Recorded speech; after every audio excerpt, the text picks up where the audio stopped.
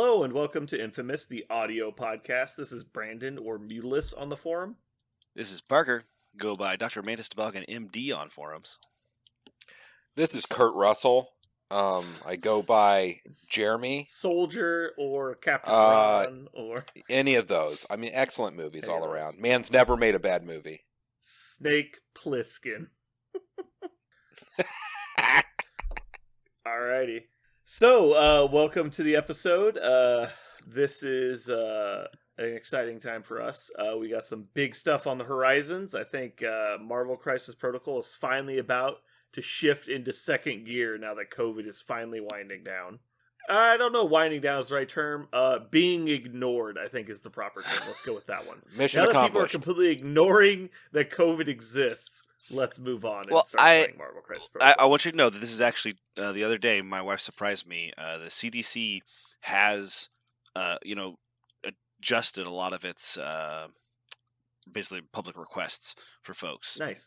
And the Midwest right now is in such a low area for COVID spread that unless you're in a place with vulnerable populations like a hospital or a old folks home or something like that, then they are not asking people to just have masks on all the time. Very interesting. Yeah.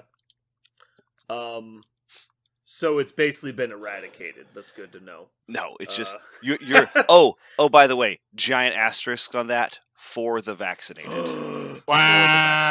He did it! He did it. We did it.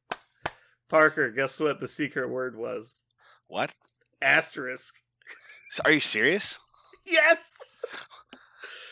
Wow. I was so worried you were going to listen to that other episode, because on the episode I say what the word is, because you weren't there. And I said, I'm so confident Parker will never listen to this, I'm just going to say the word is asterisk. Well, there it is. He did it. Alright. So, as you were saying, the asterisk what? The I can't even remember. The Pee-wee's Playhouse secret word got happening. Blah, blah, blah, blah, blah. It was that if for the vaccinated, all those CDC recommendations are for the vaccinated. Oh, right. So everyone else can just ignore it, though, right? Yeah, that's why they do that. That's how that works. That's how that works. You're right. It's a pack of cigarettes that say you shouldn't smoke when you're pregnant. You're like, well, I'm not pregnant, so you got to get those. Yeah. Yeah. Get the ones that don't have the warning label. Those are fine. They must be okay if they don't have the warning label. All right. So moving on with announcements. We as in me is probably going to try and get to Adepticon at the end of this month. I hope it's going to be a fun time. I've heard they've lifted the mask mandate, which is pretty exciting. So let's do it. Everybody else is bailing though because you guys suck. Yeah, I know. I have no defense. I have Yep. zero defense. Nope. All right, so Parker, you're gonna break even today. You're gonna be at 989 probationary episodes With what? because you just gained one for saying the word asterisk, which we'll cover in a second. And then you already had 989. So today you're gonna lose one, but you're gonna gain one back for saying asterisk. Man, that's really sad. I do use that word fairly often. I know. That's why I tried to give you a hint by using an asterisk to mark it. That's what that was for? God damn it. Yeah. I saw that there on the sheet. And I was like, what is... That's why every What does week that I'm like, mean? there's a mystery word Parker can't say that I'll mark with this asterisk. And then we move on and don't mention I'm it amazed. I'm amazed I never said, like, what is this symbol for? And again. You may have, and I just missed it because you use it so often. Yeah, I And do. as we keep going with these, they're just going to be more and more common words like and the. Conjunctions. Just basic conjunctions. Yeah. Okay. I, we, they, are, anything like that is just going to be prohibited soon. All Parker's articles. going to be speaking in like weird riddles. He's going to have to write everything down. Ooh, you could just use like a Word document to type out your sentences in advance, and then just set all of the prohibited words to autocorrect to something else, and then you just read the script. Yeah, there I go. I don't know Yeah, what that'll be easy. I don't know what I was thinking. Yeah. So Parker, we have a bet going. We have a 50 episodes of probation bet going that Excuse me. 50% of your students won't be wearing masks by March 30th. Mm-hmm. How's that going so far? It's actually going very well. A lot of people are still For wearing me? masks. No. Oh, damn. I was actually, when I got back to school, I was extended. I was for all the sicknesses. When I got back to school this last week, I saw more kids without masks, but still, grand majority of people with masks. Okay.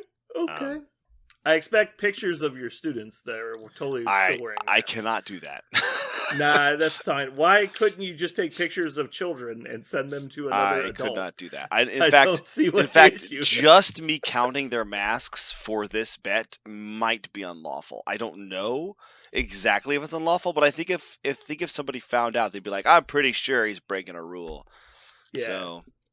So, and just I for the don't think it record, is, Parker's real name is Kevin Parker Johnson. He lives in Colorado Springs. You're gonna need Moving on. a picture. Parker in still front of us. owes Jeremy 11 pizza rolls that he has to this point refused to pay in his bet. He also is not allowed to say the following words: pineapple, blade, asterisk, or antiquing. Which is just such a great collection of words.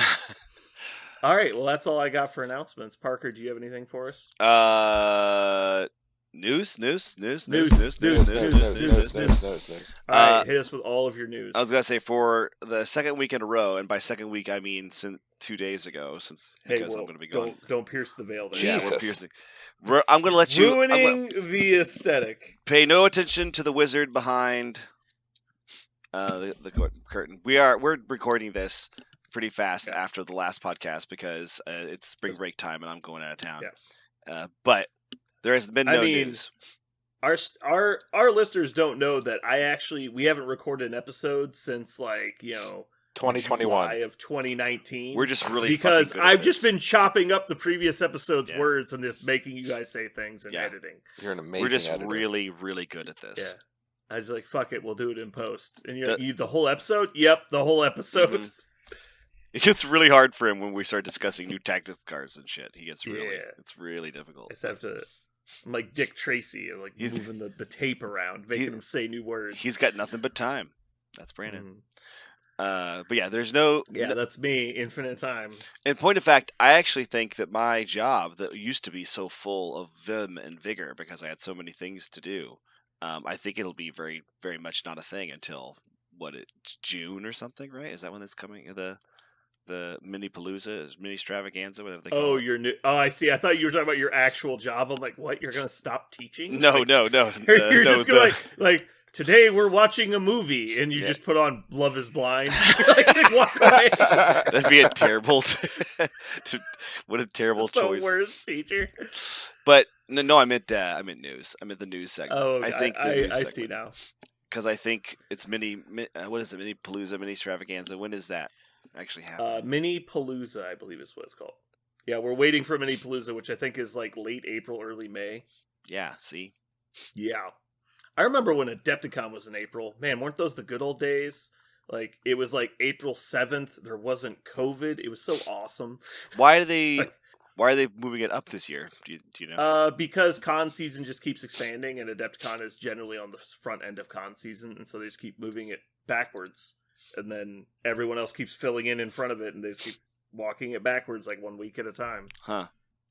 It's fine. So what do you think the big releases will be this year with the Mini Palooza? I think there's a very real chance we'll get Apocalypse. Fantastic Four? Four. Apocalypse is They're already in the mutant swing pretty hard, and also Apocalypse is showing up in video games now, which, if Dormammu was any hint, it obviously Marvel tries to sync this stuff up. So I think that there's a very real chance that we'll see Apocalypse before the end of the year. Yeah, I think Apocalypse is going to be I would say Apocalypse and probably some. I don't know if they're going to make it kind of like Black Order, but do a horseman thing where you can make any other characters his horsemen or something like that, or all of the characters are horsemen, or tactics cards, kind of like Shield does, just make them horsemen. But yeah, maybe. So They could just call the affiliation the Horseman, and Right. the Apocalypse is just a member. yeah, do you think is it possible they'll do the Shield release with then a whole nother affiliation with them? Because they're going to do the Shield dump, right? They're going to show you actually who is everyone's Shield, because they've already Wait, what? done the shadow pictures or whatever. So you saw the Shield peoples. I'm confused. I don't know what you're referencing. yeah. What's up? Well, when they Did you showed, have news that we haven't talked? no, actually, I thought we'd already talked about that. Yeah, the Didn't picture. they have a The picture The or shield whatever? picture. Yeah, Yeah. There was no silhouettes. It was all actual models. Oh, I didn't actually see it. I thought you were talking Oh about yeah, that. yeah. So No. so- And there was a lot of characters we were expecting to be on there that aren't on there. Right. So it's actually currently a pretty small faction. mhm. I completely expect that we'll get Quake and Yo-Yo will come out in a pack this year, and there'll be a supplementary for Shield And, and Inhumans. obviously Inhumans. Yeah. Yeah, exactly. But then I think the Christmas time release, which is usually Extravaganza, usually pushes out to the end of the year for early teasers. We'll probably just get some concept art or something, I would expect. But I'd be surprised if we don't hear about Quake and Yo-Yo, and less surprised. I wouldn't be shocked, but I'm leaning towards Apocalypse now. I was leaning towards like Fantastic Four at the end of the year, but I think at this point we're leaning more towards Apocalypse than Fantastic Four. Yeah. If I had to pick three things, though, it'd probably be Apocalypse, then Fantastic Four, and then just more wizard stuff that's going to show up in like Multiverse of Madness.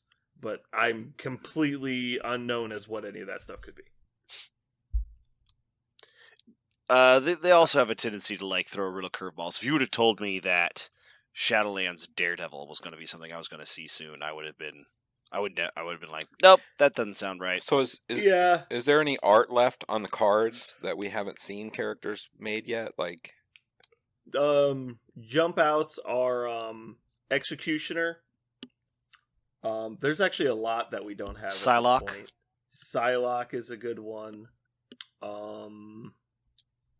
Here, let me sort by this. because they've been pretty good about that. If there's art on the card, they've generally been making them. A lot of the time, yes. I mean, technically, Hood's gang has like Grizzly and 4 other randos that I don't think we're going to see anytime soon. Mm-hmm.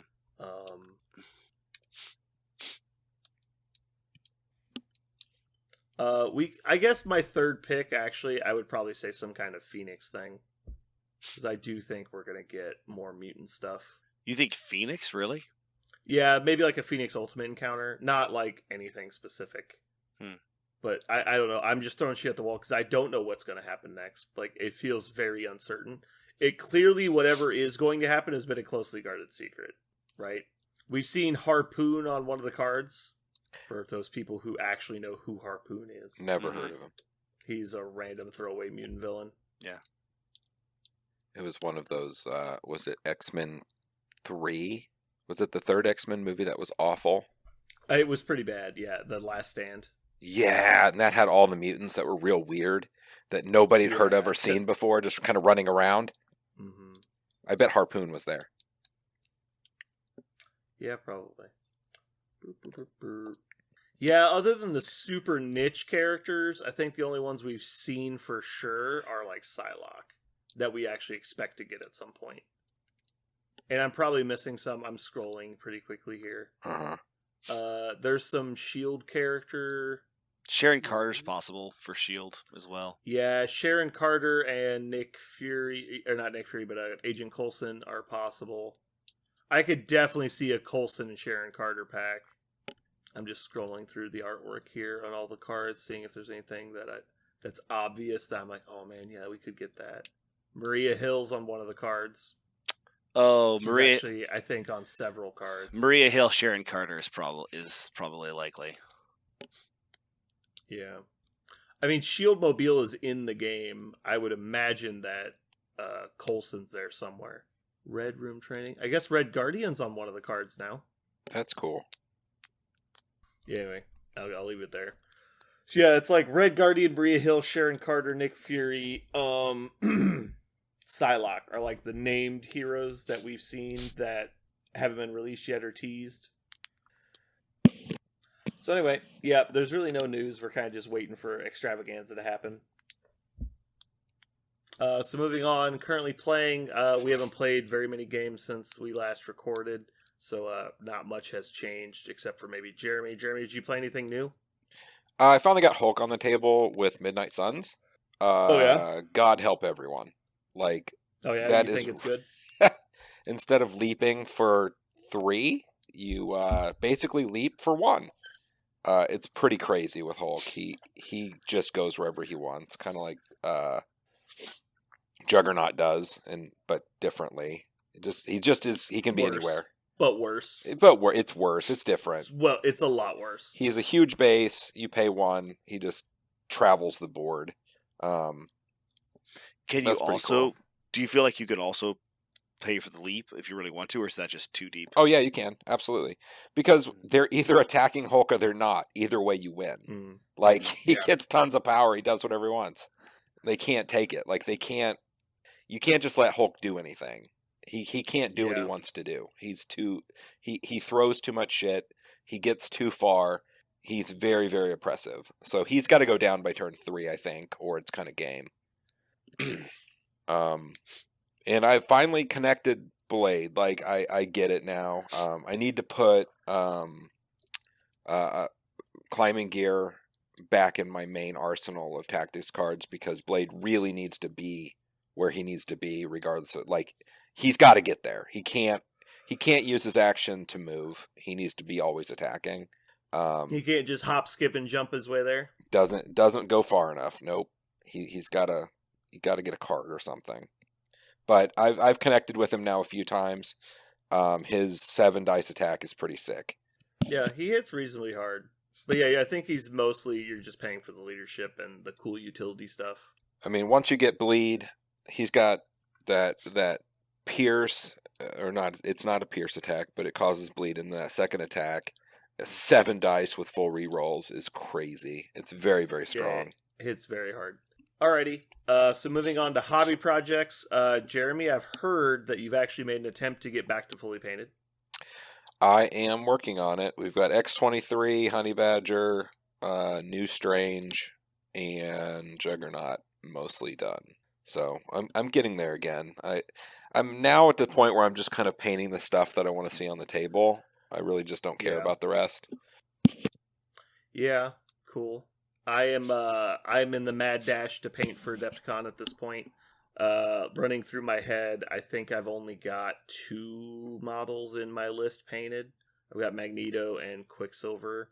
So I need to paint Colossus, Rogue, Gambit, Hood, Magic, Toad, and Mystique.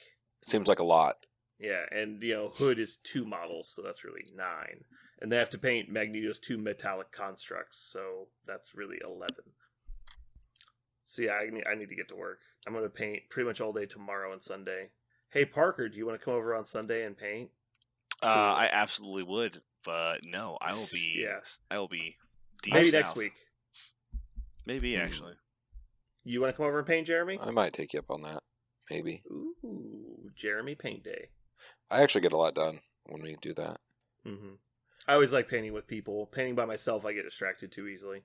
Something happened. Speaking of painted models, one of the games I was playing. Oh, it was I thought we were quite talking about something else. No, it was quite the anomaly.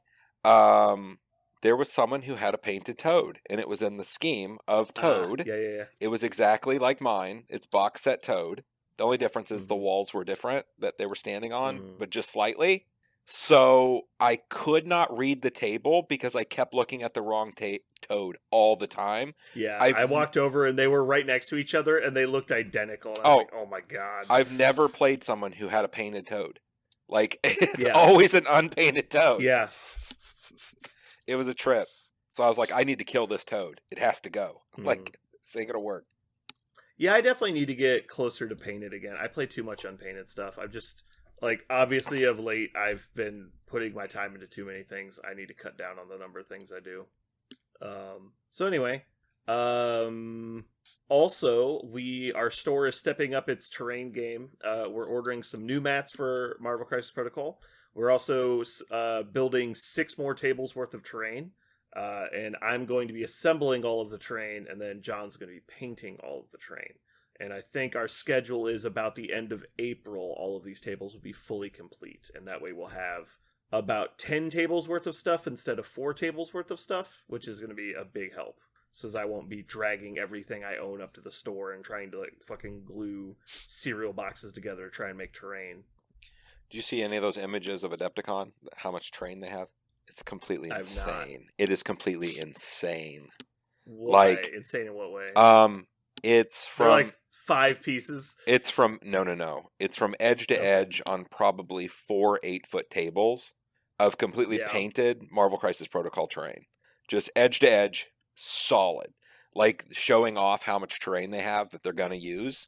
It's Nice. an amazing amount of Marvel Crisis Well, terrain. Adepticon makes enough money.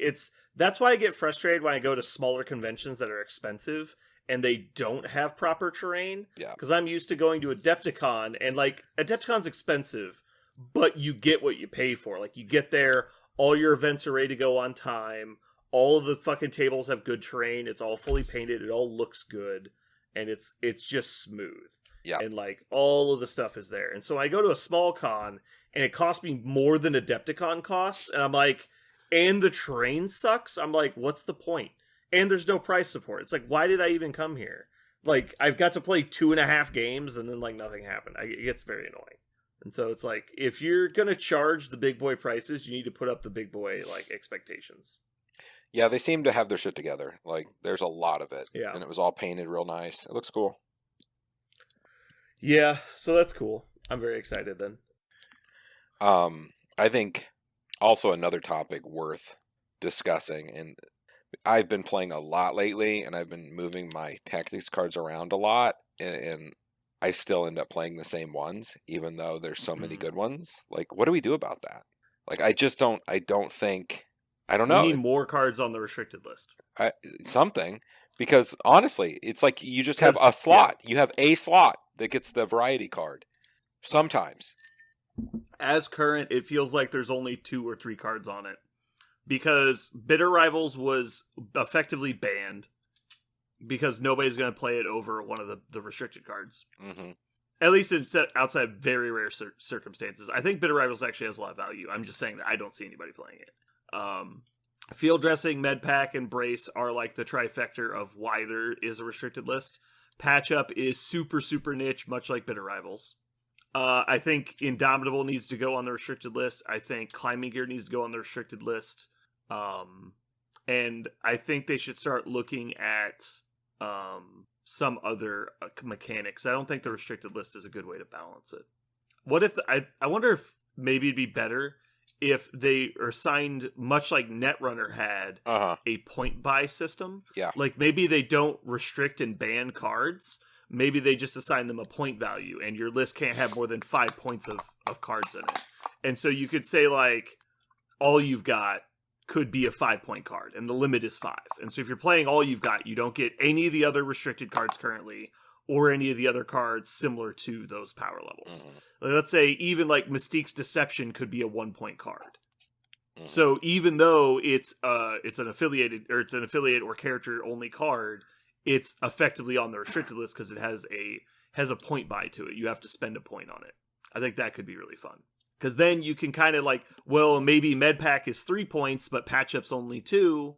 And so because I want to take Field Dressing, which costs 3, I can't take Medpack. Something like that. Yeah. Something. I mean, because it does. It creates the same. Like, I felt bad when I was playing. What did you say that guy's name was? Logan. When I was playing him, and the cards he took, he didn't take Field Dressing, and we were playing the game, and about halfway through, because he didn't have Field Dressing, I ran a train on him.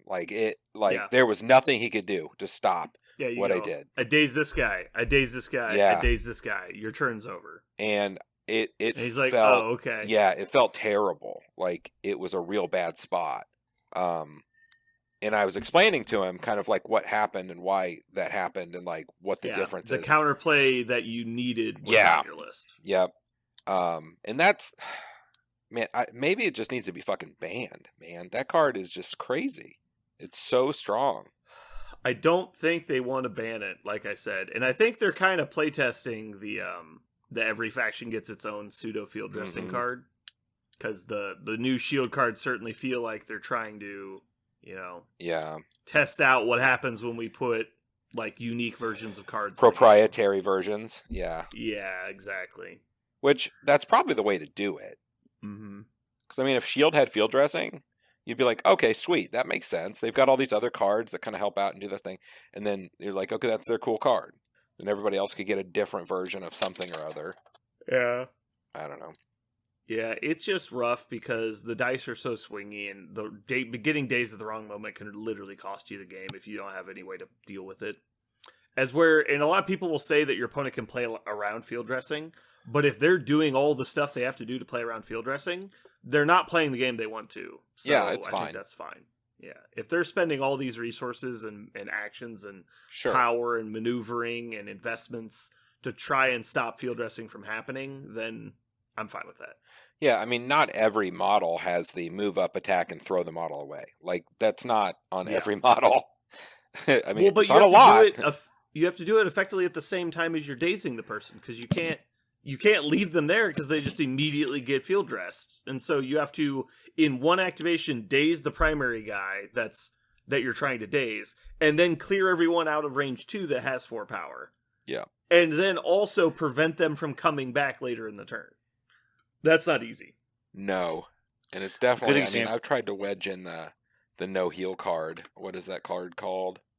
Grievous. Grievous. I've tried to wedge that in there, and it's always such a dead card. It's always dead Yeah. because you just can't use it when you need it. Yeah.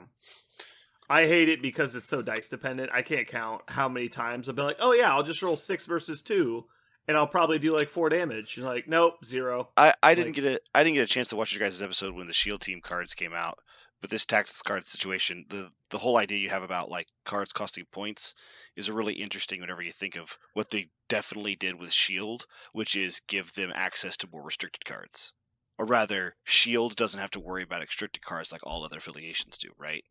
Because Battlefield Medicine means Not in the same way, yeah. right. Battlefield Medicine is better med pack, so now you can take med pack and another healing card because it's not like But we also don't know how that's going to interact with the restricted list. They could very well put those cards on the restricted list.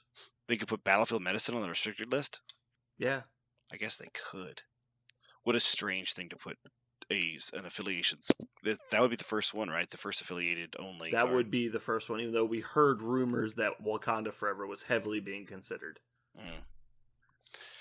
Because it already says you can't put that and med pack. So would they put double? I mean, I said it doesn't make them at any more of a disadvantage. It's still slightly better than med pack, but Yeah, because currently the way it works is they basically play Brace or Bitter Rivals and then Field Dressing, and you still have Med Pack and Shield Mobile. you mean Battlefield Medicine Yeah, and Shield Mobile. and which Shield is Mobile, like which is also really super strong. climbing gear, right? Yeah, it's super duper climbing gear. They also have a mechanic to move with their faction bonus, which is really crazy. Mm-hmm. Yeah, I feel like it's really interesting because also, but they didn't do this to Convocation because Convocation got a lot of stupid tactics cards either, but no one's pissing their pants for them. Maybe they're just not too worried about a single affiliation having ridiculously strong tactics slots because, I mean, you could look at, there's several factions right now, Brotherhood, Convocation, Shield, that just, Wakanda, even though they don't have one, that just have super bonkers tactics cards, and they're not limiting them because you have to play that affiliation in order to play those tactics cards. Outside of Voodoo, though, I don't think any of the Convocation models are particularly overpowered. That's true. I don't think any of the Shield models are particularly overpowered. I think the playstyle, like we've been talking about a lot lately, that going wide is the best thing you can do. Like, having more models than your opponent is the best advantage you can have in the game. Mm-hmm. And so Convocation can't do that. No. Like, that's functionally against their concept. Right. Much like Brotherhood. That's why I think Brotherhood is so overtuned, because they're kind of designed to not really be able to go wide. And you can do the Mystique Right. go wide thing, but if you're doing that, you're losing all of the things that people identify with Brotherhood. You're losing Magnetic Refraction. Asteroid M's still available, but it's kind of like a tertiary ability. They turn into more like Criminals or X-Men at that point. Mm-hmm. But you're saying, you brought that up because Shield also goes wide because a lot of their characters are 3 points. Is that... Oh, no, I was saying Convocation. The reason that nobody's worried about the Convocation tactics cards is because they go so narrow. Like, they build Right. a tall list. Like, they don't have enough models to contest the entire table. Not to mention, the majority of their models don't want to contest points. Like, hell, one of their tactics cards, the entire point of it is that you don't have to stand on a point. Right. And then it's like, and that gets played. I'm probably gonna over the trip. I'll probably have some time to just sit and do nothing. I'm probably gonna listen to your guys' episode when I was gone when you talked about the shield cards. I'm curious to know what you thought. We read the cards and then we move on. That's pretty much what we do. Oh, yeah.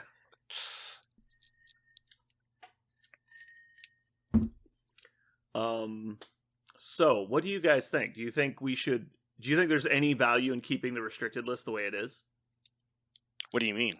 Like, so currently it's what, like 5 or 6 cards, right? It's the 3 healing cards, Brace for Impact, Bitter Rivals. I think that's it. Yeah, there was also the banned list, but that's you're right. Not asking and about obviously, that. Yeah, and I'm actually okay with all you've got getting unbanned if we go to like a point buy system. Like, let's say a hypothetical, say 5 points. I would put all you've got at 5 points, and I would probably keep Hired Muscle banned. I'd be okay with it coming back at 5 points, but clearly they did not design one of the missions correctly, assuming that card exists, so I think it's kind of dangerous. But with missions being completely random now, I don't think it'd be that abusable. Because if they're spending all of their restricted, air quotes, slots on Hired Muscle, and they don't flip Mayor Fisk, it's kind of like a dead card. Mm-hmm. And so, yeah, basically go through, and so like Field Dressing, I would say would be a 3-point card, at least, maybe even 4. I would put Med Pack probably at 3. I put Brace and Patch Up at 2. And I would put Bitter Rivals at probably 2, maybe 1. And then I would put other cards that are incredibly game impacting, like Magnetic Refraction, I would put at 1. Deception, I would put at 1. Wakanda Forever, Siege of Darkness, those would be 1s. Let's see what's other really impacting cards. Probably Dark Restoration, I would put at 1. Climbing Gear would be a 1. Anything that takes an extract token, like can I borrow that? All of those would cost at least 1. All the Resurrect cards, like Deal with the Devil and Age of Ultron, would cost 1. And then you would just say, you have 5 points to spend effectively. There's no maximum number. You could take 5 1s, but then you could just pick the combination of total power level. And so if you want to do like Field Dressing Brace, you could still do that, but you could also do just all you've got and nothing else. And you could do, 2 2s and a 1 or something. So you could get more than 2 cards off the restricted list, but it would depend on like the power level of the restricted cards based on how much you get. I think that would be a really good way to do it. And is that in the roster build or with you on the table? Yeah. No, that would be at the roster build. In your 10, you could include 5 points worth of cards. You don't have to play them. Right. Yeah. That also definitely address the enormous difference between Deal with the Devil and Highway to Hell. Just like, yes, they're both characters that Ghost Rider. They're both cards that Ghost Rider can have. One of them is clearly just defines the character, and so honestly, I would probably also put Heroes for Hire on the list. Heroes for Hire is so good. Yeah, probably also what's Venom's card, Lethal Protector. Lethal Protector, sense. I don't think is as big because it doesn't throw people. Board Manipulation is huge. Indomitable would definitely cost 2 points. Yeah. It also would allow them to print. I think it would also allow them to print really cool tactics cards, like Indomitable. Yeah. Like when we saw Indomitable, like holy shit, they're putting tactics cards in the game that are still really really good, as opposed to And all you would have to do to prevent combos from happening is make both cards cost 3. Right. And you could never include them together. Mm-hmm. But you can include them in one of the other cards or 2 of the other cards. Mm-hmm. I'm curious. Maybe I'll write up a list of point costs and I'll like send it to Pagani and see what he thinks. Just like to get the brain juices moving around. Makes sense. A lot of other games do that. All the teleporty cards would probably cost a point. Yeah, like Mothership and Asteroid M. Yeah.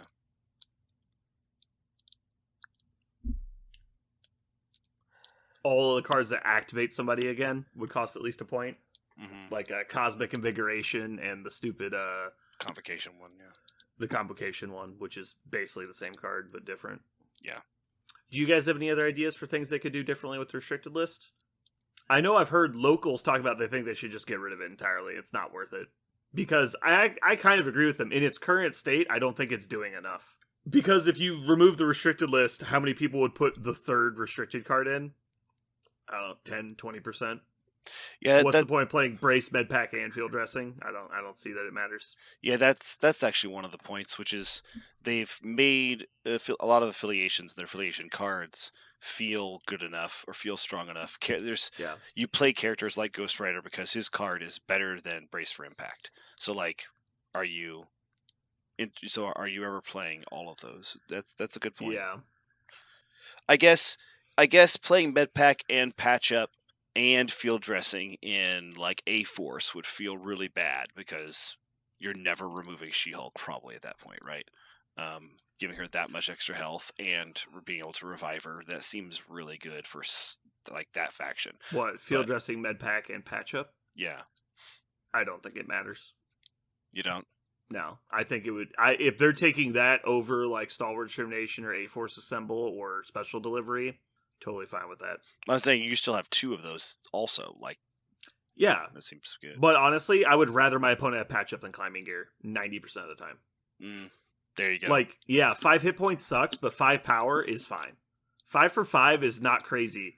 It's like you could just play all the healing characters, and it's more egregious than that. That's true. You can still take Wong and Hood. That's only 5 points. Yeah.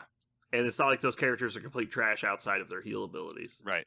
That's a good point. You can always just play or you could just play like Rocket and Groot and then have a Bodyguard Bonanza. Yeah.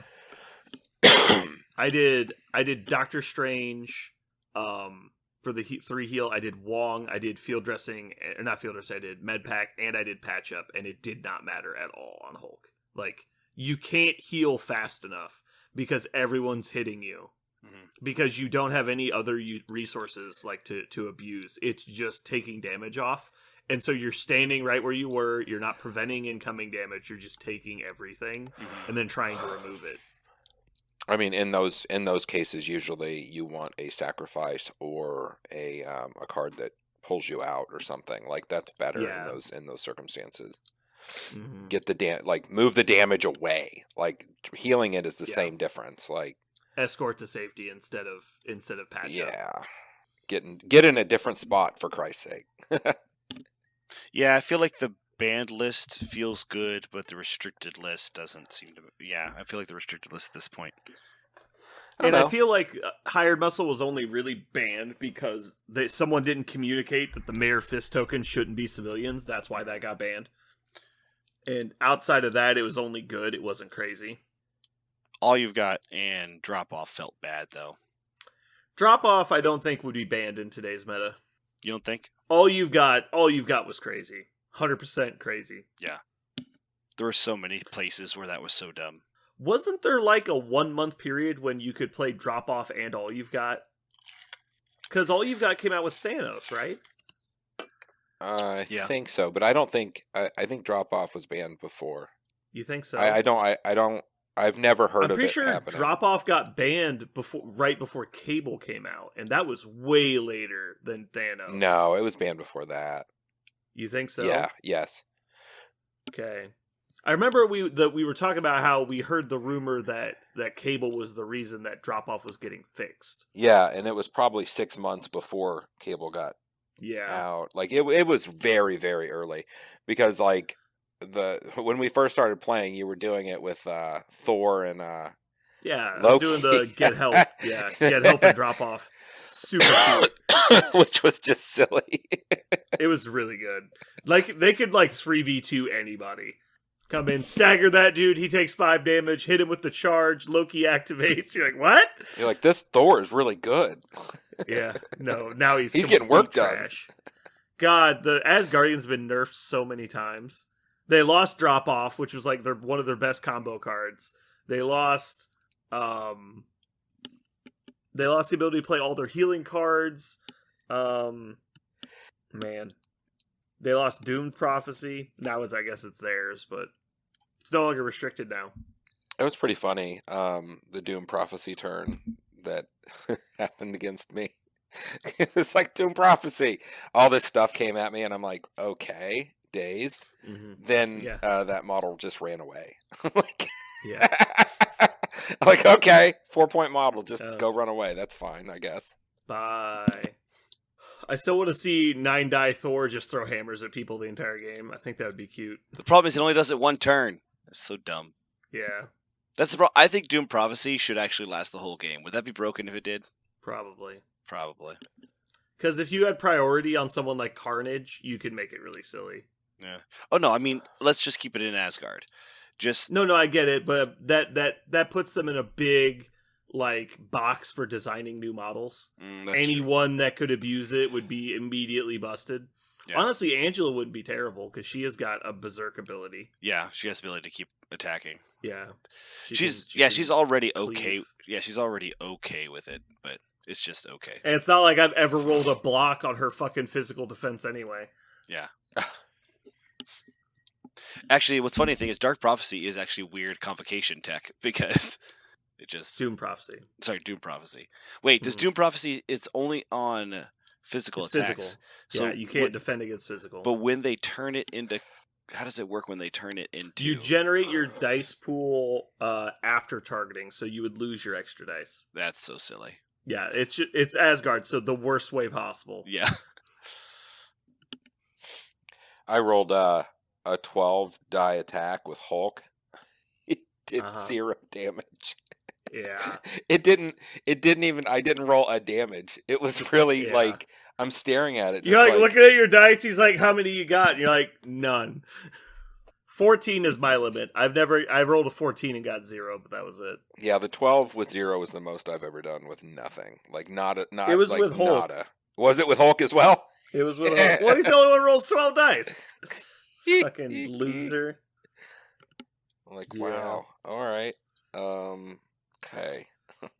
So moving on, next up, our main topic today, we're going to try and talk about unaffiliated lists. Are they getting better with the amount of just good overall models being released?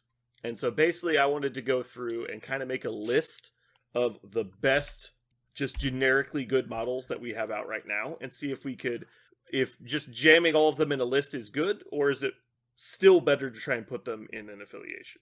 Now, see, I think there's a different tactic, which is there a leader model that just is worth it, right? Like the character is just worth it. Yeah. So it goes on that list. So you might as well just play that affiliation. Yeah, and so if you can get affiliated, I 100% agree, and then that kind of invalidates my theory here. Right. And this isn't 100% about, hey, can we play unaffiliated because I want to play unaffiliated. That's Right. not No. really what this is about. I more want to just take a step back and look at the models that we've been getting hmm and discuss if we think these models are fairly balanced compared to older models, or maybe even the older models are also going to be the really over the top ones. So starting off, I'm going to just put into the ring, based off of last week's episode, X-23 and Honey Badger, Yeah. because we've talked about that 5 points of synergy is very, very strong, and the conversation we were having about how premium their attack is got me thinking. And I brought this up at the time, but Parker didn't seem to pick up on it. Proxima Midnight is actually very comparable to X-23. I think a lot of people don't see that. So Proxima Midnight, beyond having the damage reduction, which X-23 does not have, she's got 10 total hit points with damage reduction. But she also has martial prowess, which is not terrible, especially when you've already got damage reduction on top of it, hmm because she's not really power hungry, so she can pretty easily do that most of the time that it's triggerable. And Right. so if she's 5 defense dice plus damage reduction, she's actually very hard to take down. She's got the same attack as X-23. It's a 5-die attack with Pierce, Just no which is the reroll. best. There's no reroll, right? So she doesn't Right. have the built-in dice mod, but she has a gap close on her own because her spear throw places within one of the target, and it's an energy attack. And then she has a 6-dice spender, which is just okay. But she's a speed long also. Mhm. So just as a generic, we want like efficiency for points. I think Proxima Midnight has to be looked at. She's not a premium model. She's just a good model. She's also 3 points. She's definitely more than a 3-point model. With invulnerability, martial prowess was just fine, but with invulnerability and her attacks and stat line alone, she's more than 3 points. I would agree. Okay, so Proxima Midnight's on the list, and we'll trim this down as we go. So sorting by threat level.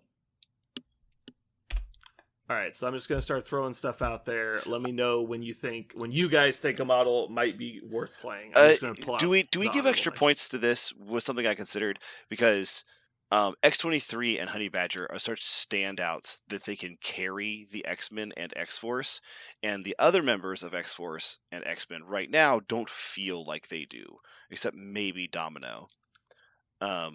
No, yeah, I feel like the X-23 package is kind of a we're sorry for the rest of your models. Right.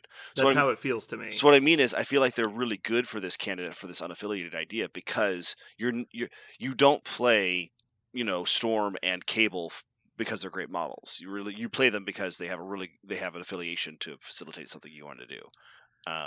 Storm is just above average, and Cable is just average. So, do you see what I'm saying? I feel like it makes Honey Badger.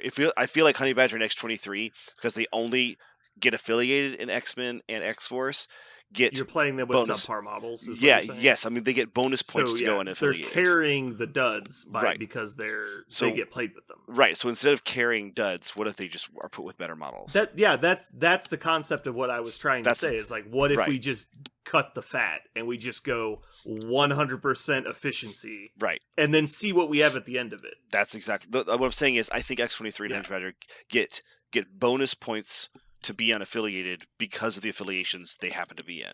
That's what I meant. Yeah. The next honorable mention I have is Bob, Agent of Hydra. What do you guys think? Is he worth putting on the list? Yes, because as a 2-pointer, it's hard to say that he's never worth 2 points. Yes. Also, he synergizes with another member I wanted to go on the list, which is Winter Soldier. Okay, we'll get there. I want to go in order. I don't think another 2-pointer fits. You already have one. Oh, we're just making a list of characters right now, and then we'll try and make a roster out of them. Okay. This isn't just saying we're going to build, this is the 10 characters we're taking. I'm just getting a list, and then we'll just knock off the ones that we think don't work, or we'll pick the best options. So you think it's not even worth considering Bob if you've got Honey Badger on the list already? If he doesn't, Bob doesn't do work without a team, without an idea. Like, he doesn't, he just sits on a point and then gets killed every turn without any sort of repercussion. It doesn't. He also really likes to have last activation. So if you're not playing a lot of 3s with him, he feels.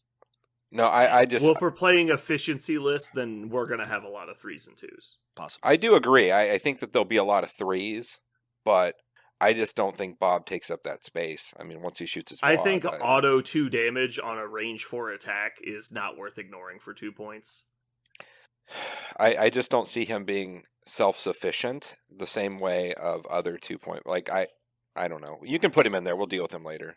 I'm putting him on the list, and then we can talk about it later when we start cutting models. And if he ends up getting cut for other stuff, I totally get it. But I think this guy is a serious outlier for 2 points. Every time he's on the table, people are like, how is that guy 2 points? Yeah. The next one I want to bring up is we've already done Honey Badger. Nebula. I think Nebula has to be considered. Because she's a speed long, she has good survivability for her point cost, and she has ridiculous offensive output for her point cost. Yeah. All right, next, going down. Okoye, I think, has been put in her place. She's not. She doesn't do everything like she used to. She just does one thing. The not getting the offensive reroll has basically cut her offense in half because her attack pools are so low. So I don't know that she's worth it. If you guys want to make the argument, I'll listen. I think the argument is there. Yeah, she's a bodyguard. I think bodyguards are premium. Okay. Absolutely. All right, so we'll put Okoye on the list. Okoye. Next up, we have Rocket Raccoon. Yes, he belongs to the list. Yeah. Raccoon is such a weird word. RACCOO. What other word has CCOO in it? That's so fucking weird. Anyway, moving on. I think Toad. Toad is just such a good stat line for a 2-point model, but he's not over the top in any specific way.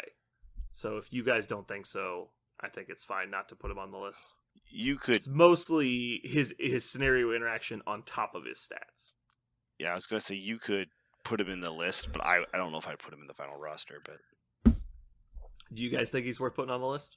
Yes. Yes. Yep. All right, Toad's on the list. Next down, I'm just gonna throw words out here. You guys stop me if you want to make an argument. Ant-Man, Baron Mordo, Zemo. Zemo's good. Baron Zemo. I just copy and paste these. So just so we're clear, like, Mm-hmm. what are we looking for here? I'm a little confused because We're looking for like the most efficient models in the game, okay, and then we're gonna see if there's a roster that we can make out of the characters that we all agree that are really Okay. good.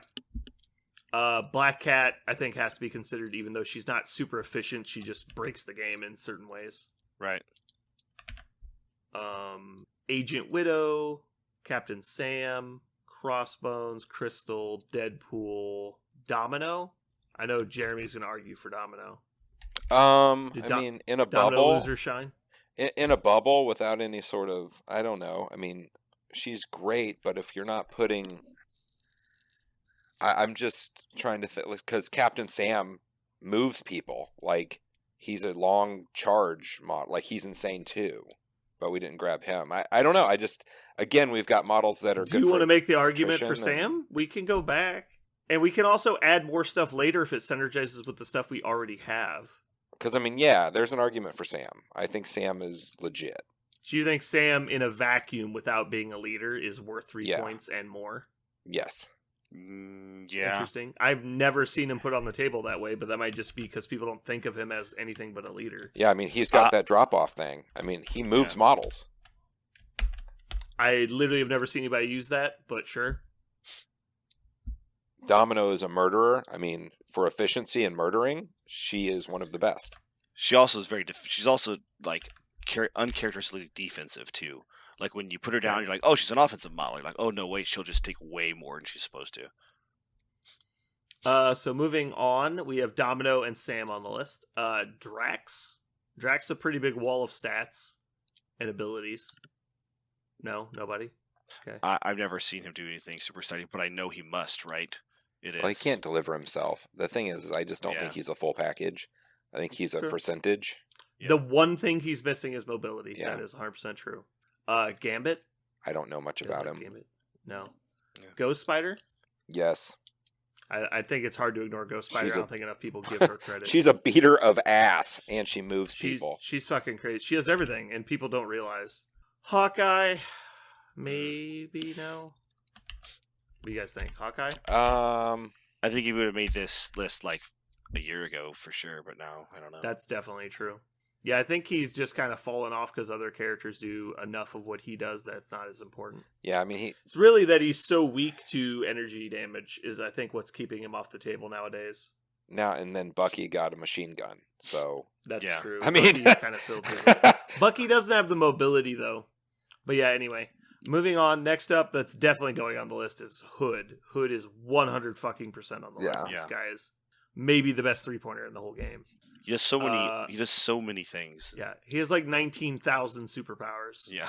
19,000. Next up, we have Iron Fist, then Iron Man. Iron Man for sure. I think there's a reasonable argument for Iron Man, although I think the odds of ending up with Ricochet Blast in play is pretty low, but we'll see.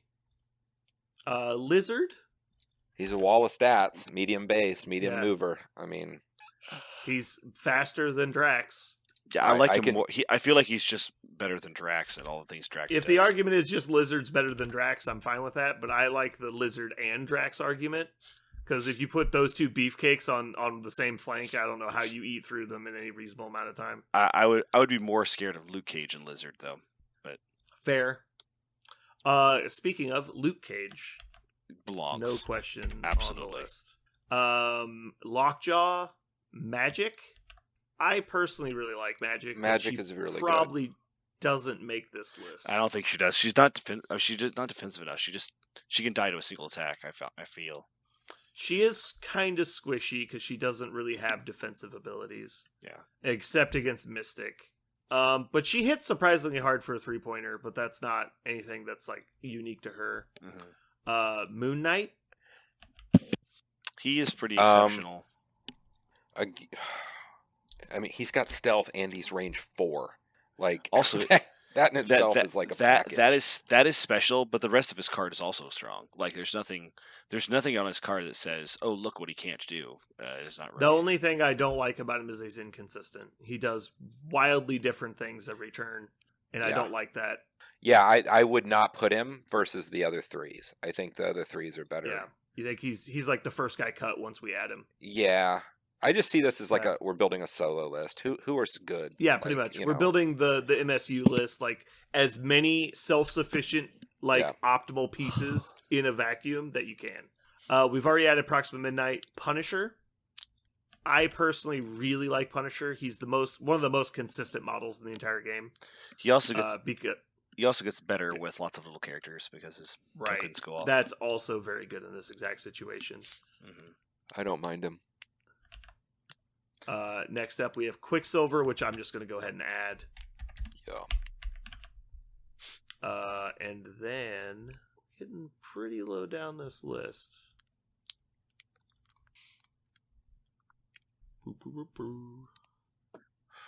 I lost my place. So, of 3-point leaders on that list, who we haven't mentioned because that would be helpful if we had one or two, we have Sam in there. Storm. Yeah, but this isn't like we're not going to be even willing to add more people. If we get to the point where like all we have to do is add this one character and we have an affiliation, we'll do that at the time. Okay, that's fine.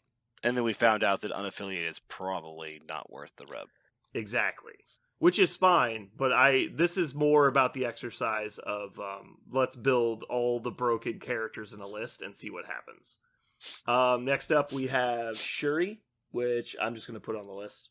Yep. And Sin, Spider-Man, Miles. I think he would have made the list 6 months ago, too. Storm, Star-Lord, Taskmaster, Valkyrie, Viper, War Machine. War Machine's almost a maybe, but I think he's just a little too slow. Winter Soldier. Yes. On the list. And X-23 obviously already on the list. Then we go to 4-pointers, which this is going to start going much faster. So we have... Basically call out any 4-pointers that you think are worth it. Vision is maybe one. Vision is one, yes. Vision's on the list. Voodoo. So just reading through: Venom, Ultron, Spider-Man, Daredevil, Sabretooth, Ronin, Rogue. Rogue. You think so, Rogue? Okay. Rogue's on the list. She does everything. Mm-hmm. She does do a lot of stuff. Red Skull, Omega Red, Nick Fury, Sinister, Medusa, Loki, Kingpin, Killmonger, Hela, Green Goblin, Gamora, Enchantress, Elektra, Voodoo. Yeah, Voodoo. Daredevil, Cyclops, Corvus, Colossus, Carnage, Captain Marvel, Captain America, Blade, Black Panther. Black Panther would go. Black Panther. I'm glad we all agree there. Black Dwarf, Ancient One. 5-pointers: Thor, Scarlet Witch, MODOK, Juggernaut. Does Scarlet Witch belong? No, she's a turret. I don't think Scarlet Witch does. She's really good, but she needs support. I think in this list we'd rather have a 3 and a 2. Yeah, is MODOK good enough still? I don't think He so. does a lot. He's really good, but again, the 5-point slot I think is super harsh. It's probably just Ghost Rider because he's so. Because most of the time in these affiliations, what happens is you're filling in like whatever 3-pointers are in the affiliation and not the 3-pointers that are actually good. And so it makes it very easy to justify taking a 5-pointer over a 3 and a 2. But if you're just playing all the best models, I don't know that the 5-pointers make it in that often. Like Juggernaut, I don't think is worth it.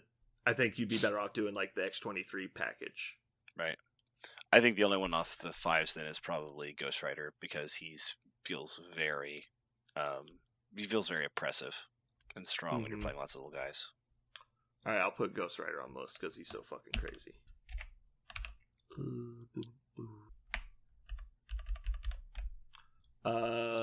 Jean Grey, Ebony Maw, Doctor Strange, Sorcerer Supreme, Cassandra Nova, Cable, Black Bolt, Angela, Amazing Spider-Man, Thanos, She-Hulk, Magneto, Hulkbuster, Hulk, and Dormammu. And I think that rounds it out. I don't think any of those are in question. They're just too expensive for what Yeah. we're trying to do here. Agreed. Okay, so I'm going to sort these by point cost real quick. Because we added a couple out of order.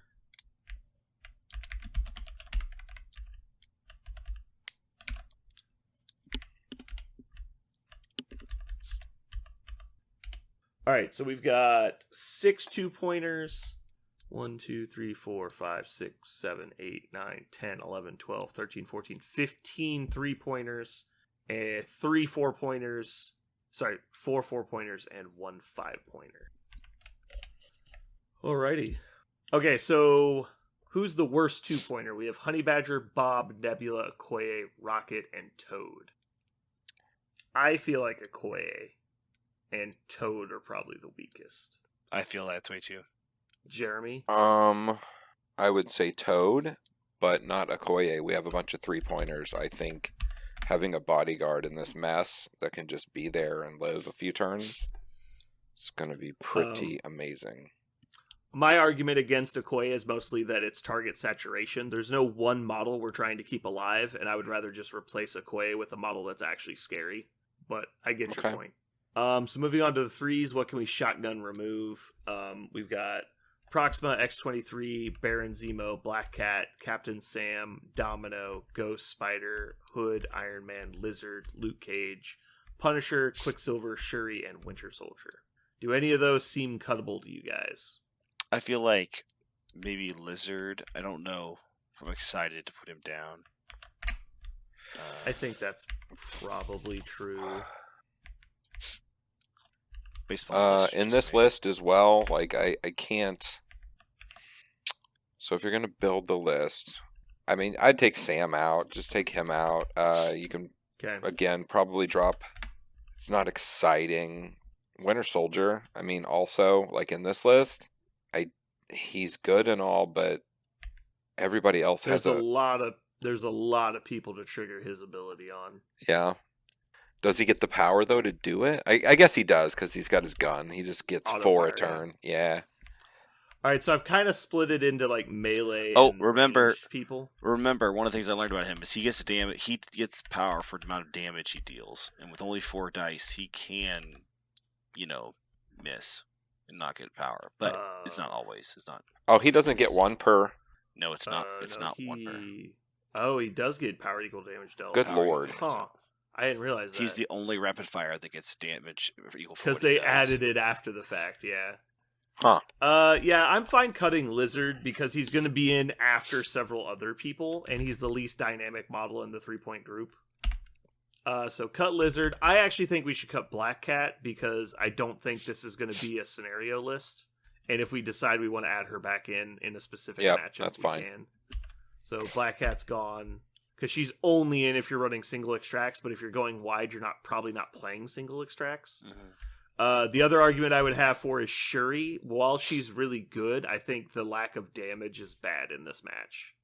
Like, that's not what the list is doing. This is clearly a kill people list. Okay. All right. The fact that only reason why I wondered is that Black Panther's obviously also in it, we were thinking about Okoye as well. To try and get to Wakanda. So but I don't know if you could get affiliated because you're not going to play Killmonger. You're not going to play Storm. You're probably not. You could play Okoye. So that gives you 3, but that means you're only playing 2 other characters.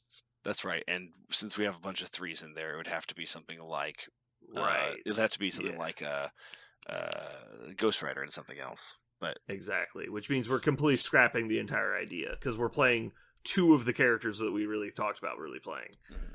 All right. So that leaves us with Proxima, X-23, Luke Cage, Baron Zemo, Quicksilver, Domino, Ghost Spider, Hood, Iron Man, Punisher, and Winter Soldier.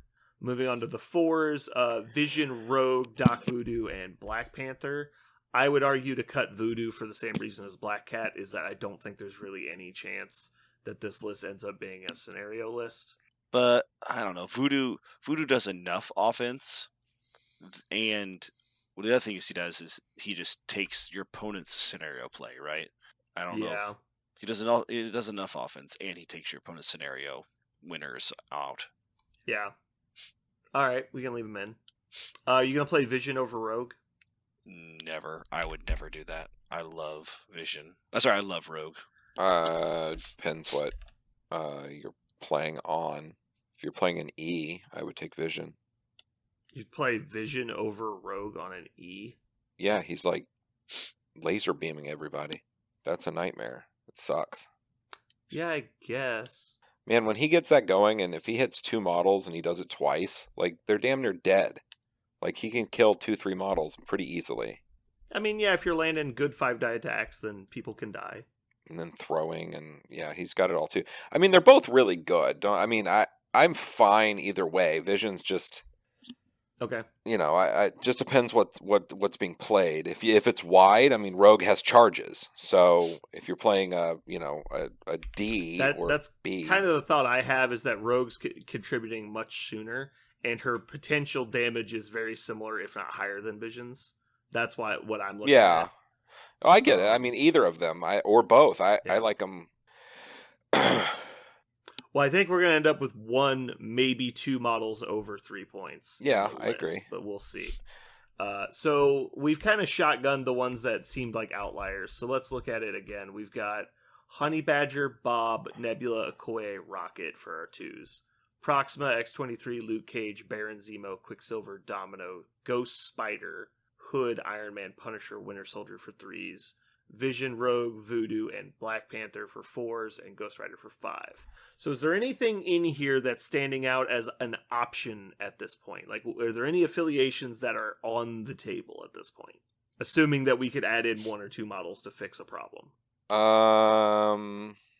Avengers is always in there, right? Because there's so many Avengers. Yeah, and Sam, like we just cut Sam. It'd be easy to add him back in, and he's a fine add, especially with this many models. How many Avengers do we have though? We have none of our 2s, but we've got Luke Cage, Quicksilver, Iron Man, and then theoretically Winter Soldier to get affiliated. So that's 4. And then obviously Vision, and is Rogue's not an Avenger, right? She didn't get added. No, I don't think she got Black Panther and Voodoo. So 3 of our 4s are Avengers as well. So that puts us at 7 Avengers total in this group, which would be very easy to get affiliated.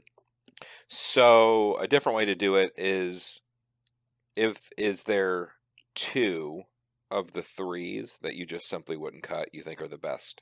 To me, like, the best 2s right there, or 3s I mean, is Ghost Spider and Zemo. Like, those 2 are just solid Really? by themselves. Amazing. Absolutely. Though I agree they're good, they're not the 2 I would pick. If there was 2 I absolutely would refuse to take out, it would be Hood and probably X-23. Yeah.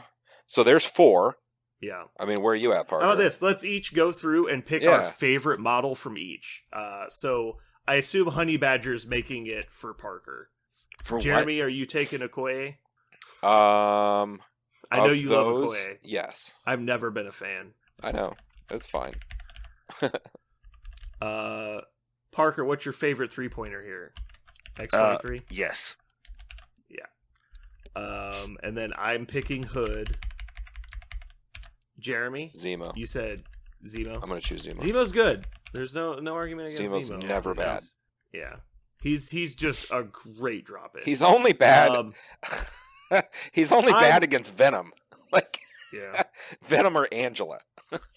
I'm cutting Voodoo. I don't think Voodoo's gonna ever get played. I don't either. Not in this list. Yeah. He's fucking busted, but he's never gonna get played. Because the whole point of this is just to basically outstat people, and that's not what he does. No. Same with Black Cat. They're both fucking amazing because they don't care about stats. Ghost Rider's also fucking just crazy. Okay, so let's cut Rocket, because I don't think you're ever going to actually play Rocket in here. No. Because if you want just pure damage, you're probably going to take either Honey Badger or Nebula, or even Bob, really. So over here, let's cut Punisher, because Punisher's not going to get played over Hood. I even would argue to cut Domino, because if you're taking a rapid-fire model in this list first, it's probably Winter Soldier. Thoughts? because she doesn't get delivered on Well, her own. Hood is a rapid fire model too, right? Exactly. No, Hood's 100% in because Hood is way better than Domino. Yeah, I mean, I could see that. That's fine. Yeah, I think Domino can be cut. She's really good, but I don't know if she's. Yeah, exactly. She's awesome, but she's not like completely bananas. Yeah, Winter Soldier feels completely bananas all the time, and I actually disagree with Jeremy when he said earlier that he can't move himself because he absolutely does. No, I said he does does move move himself. Oh, I thought Yeah. you said he does not. No. He was saying he does. Oh, I misheard because Zemo, Winter Soldier is just like a little pair. They are so mean because They're Zemo's so constantly mean.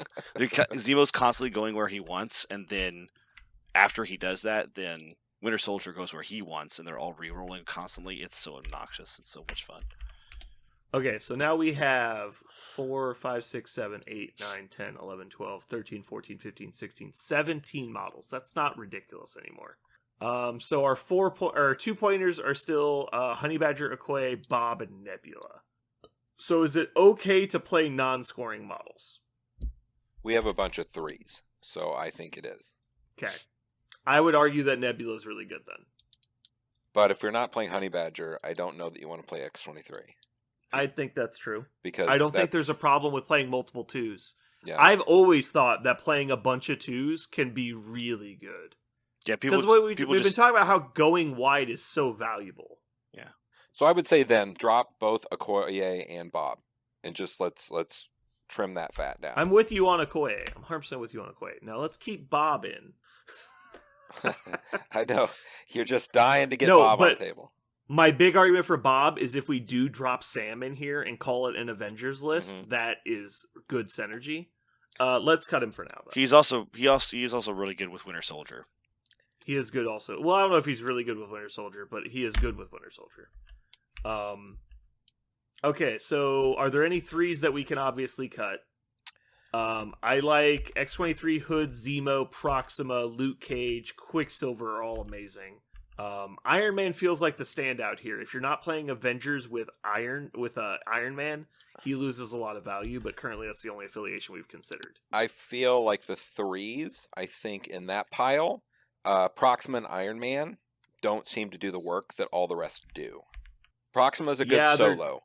I agree. Iron Well, Man is a good we're- solo. The rest of them do things, and they hop about the board helping each other. Yeah. They're also 2 of our remaining damage reduction characters, hmm which is why I'm hesitant to cut both of them.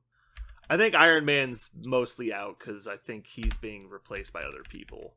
I'll cut Proxima. That's fine. 'Cause we Just still have trimming- Luke Cage. Trimming some Yeah. fat. I'm fine with that. I think we have to choose between Vision and Rogue. Okay, so let's look at our Avengers models remaining real quick. We've got Luke Cage, Quicksilver, and theoretically Winter Soldier with Rogue Agent. So there's 3. And then we've got Vision, Black Panther. So that's up to 5 potentially. We've got 1, 2, 3, 4, 5, 6, 7, 8, 9, 10, 11, 12, 13 models now. So we need to trim the fat on the high end. Ghost Rider, Black Panther, Vision, and Rogue. We definitely need to cut one of these. Probably 2 of them. If you're going I'm wide, I don't know when you're playing Ghost Rider. I don't know. Yeah. Yeah, I think it's a wide list. I would agree with that. Jeremy, are you against cutting Ghost Rider? No, yeah, he's too expensive for what we got going on. My next argument would be cut Vision, because I think even if we're doing Avengers, I think Black Panther's going in first. I don't mind. That's fine. All right. 1, 2, 3, 4, 5, 6, 7, 8, 9, 10, 11 models. So we got to cut one more person. And I think it has to be a 3-pointer. God, I just feel like I feel like you have 2-pointers there that don't score. I think that's a bad idea. Nebula. Like, I would cut Nebula and call that a list, and you can play any of those models and feel good, I think. The problem I see, though, for list building standpoint, is if you only have 1 2-pointer and you're assuming it's always in your roster, then you would get into a weird spot for list building, where you're just like, I can't build to a set point total without cutting my favorite package. That's why I like having multiple 2s. Mm-hmm. Then I would put something else in instead of Nebula. You don't like Nebula just because she doesn't score? Yeah, I don't. I see that. I see that. That's too much. So our options are Bob or Rocket, really. I think Bob can sit on the back point and be there forever. I think he has a good home. And Winter Soldier does kick off and use his ability every time Bob gets dropped. Okay. 2, 4, 6, 8, 10, 11 characters. So we still need to cut one. I don't think you're going to play Black Panther. I think you've got a bunch of damagers and like helping each other out. Like, okay. I see Rogue getting played. I don't know that Black Panther gets played. I think Black Panther has some value here. You also have a lot of fast models. Well, I guess that's true. Nebula, so that's gone down a lot actually. But we have Ghost Spider, Quicksilver, Baron Zemo, X-23, and Honey Badger are honestly extremely fast with their way their interactions are. And then we had Nebula. We had like effectively 5 speed longers. That was gonna be real cute. And this just gets on you on turn 1. You're like, oh shit. So yeah, okay, let's cut Black Panther, you said? I mean, to me, I think they're both good. I honestly, kind of flip whatever. a coin. Yeah. I like Black Panther because he's got the innate board control, but honestly, Rogue has pretty good board control too, because she can throw basically anything. Because I mean, they both essentially have a charge maneuver.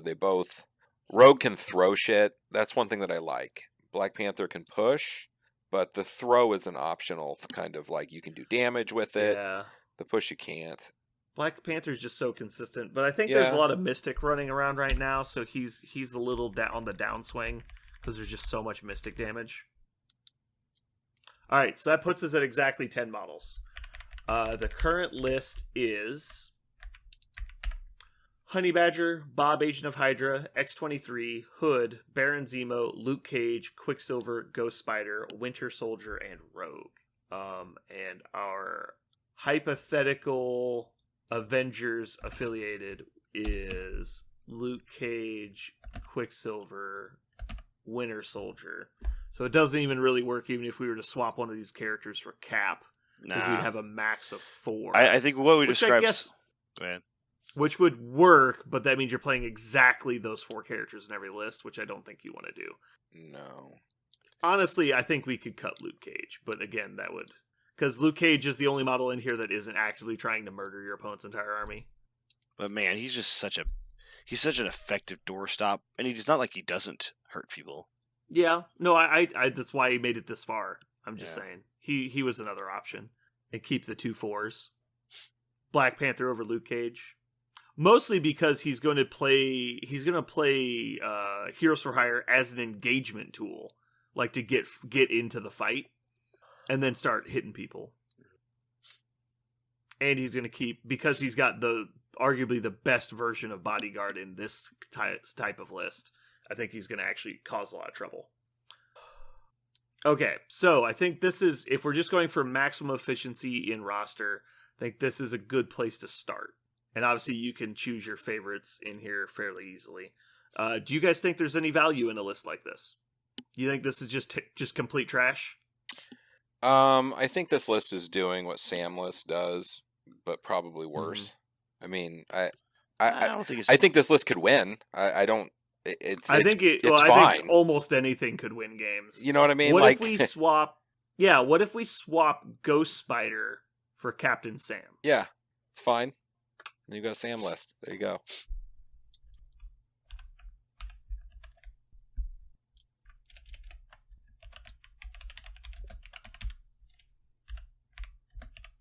I think you could even go one step further and make this a solid list by getting rid of Rogue and you put Captain Steve. Then you actually want to know where I wanted to go with it? Were you going to go evil? No, Hulkbuster. Oh, you could do that, sure. Because Hulkbuster synergizes with all these low health pools really well. And he's another very efficient model. Even though he's 6 points, he's always getting his work in.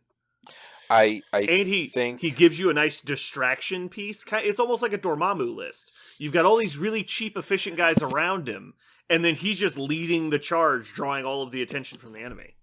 No, I agree.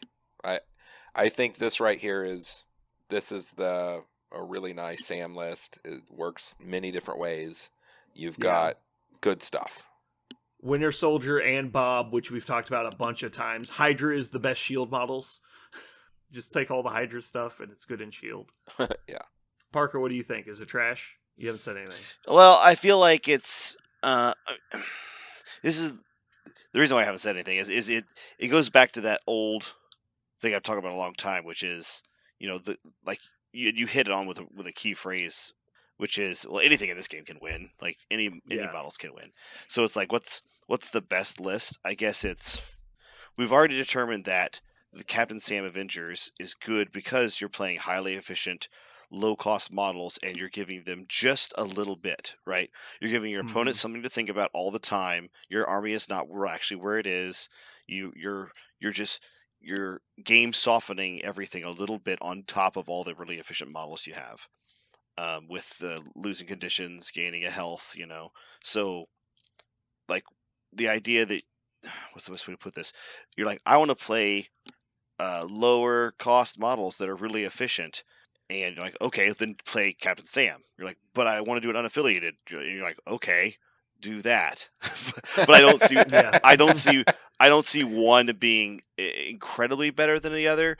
If you can, in the aggregate, right? If you can, in the aggregate somehow do it. But in my opinion, playing Luke Cage, Iron Man, Captain Sam, and then Honey Badger X-23 feels great, and you're going to have to convince me that Iron Man and Luke Cage and Captain Sam are worse than the 9 points you put in this list.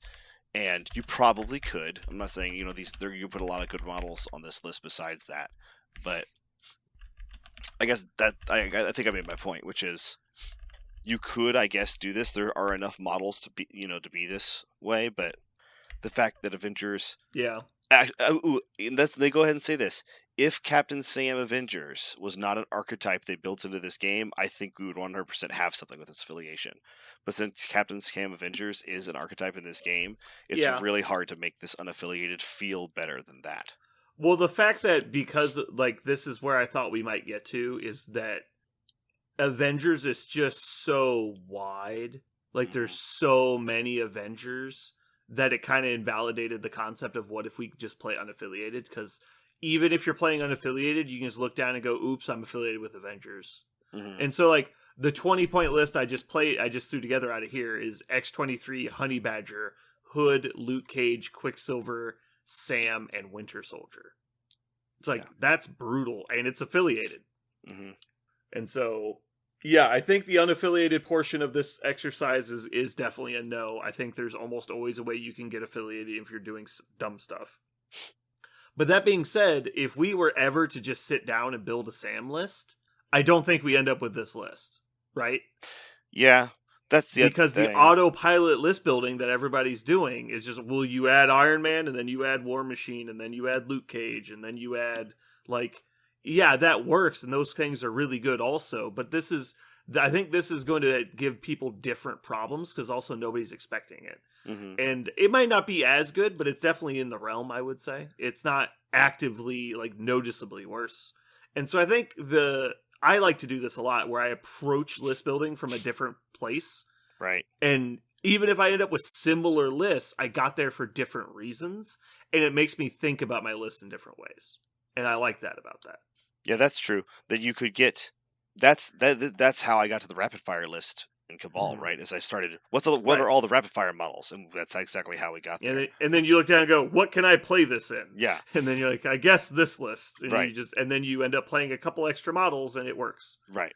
And I think I think it's definitely, if you said I'm playing Avengers and your opponent looked across the board and saw there was no War Machine, they'd go, oh, well, he's bad at Avengers. And then all of a sudden you play this and you go, oh, wait, he's just doing something else. And then you have I think too often people choose their affiliation before they choose what they want to play. Yeah. And that leads them down I'm going to build the paragon of Avengers and not what they actually want to play. Or they're going to build, like, the paragon of X-Men or whatever. It's like, yeah, you can play, like, Criminals and not play the I'm going to win, go wide on scenario plan. Like, you can easily do that. You just put in all the beat 'em up guys, and it's just like you use the criminal leadership to make sure you don't lose on scenario too quickly, and then just beat the shit out of them. Like, you could do that, but nobody does it, because when they put Kingpin down and they go, "This is my leader," they just click the add more potatoes button to cart.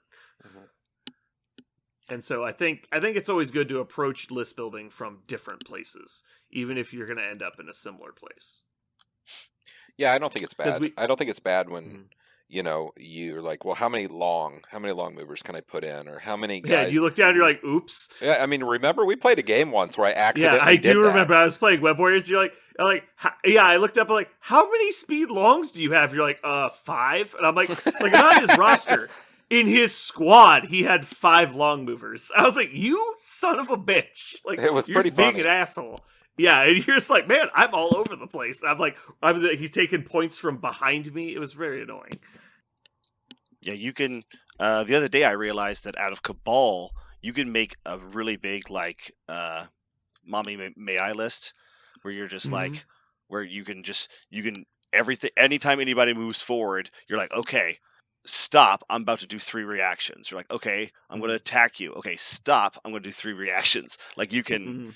You can play that list in Cabal really easily, but that's not what people think when they think Cabal. When they think Cabal, they think I'm going to play Magneto and MODOK and Red Skull, and you're like, well, yeah, that is like the big nukem Cabal, but you don't have to nukem Cabal. You could do something else. Yeah. Cool. All right. Well, thanks for humoring me, guys. I think even though it was a little boring at first, I think we got to an interesting place. Hooray, we did it. Yay!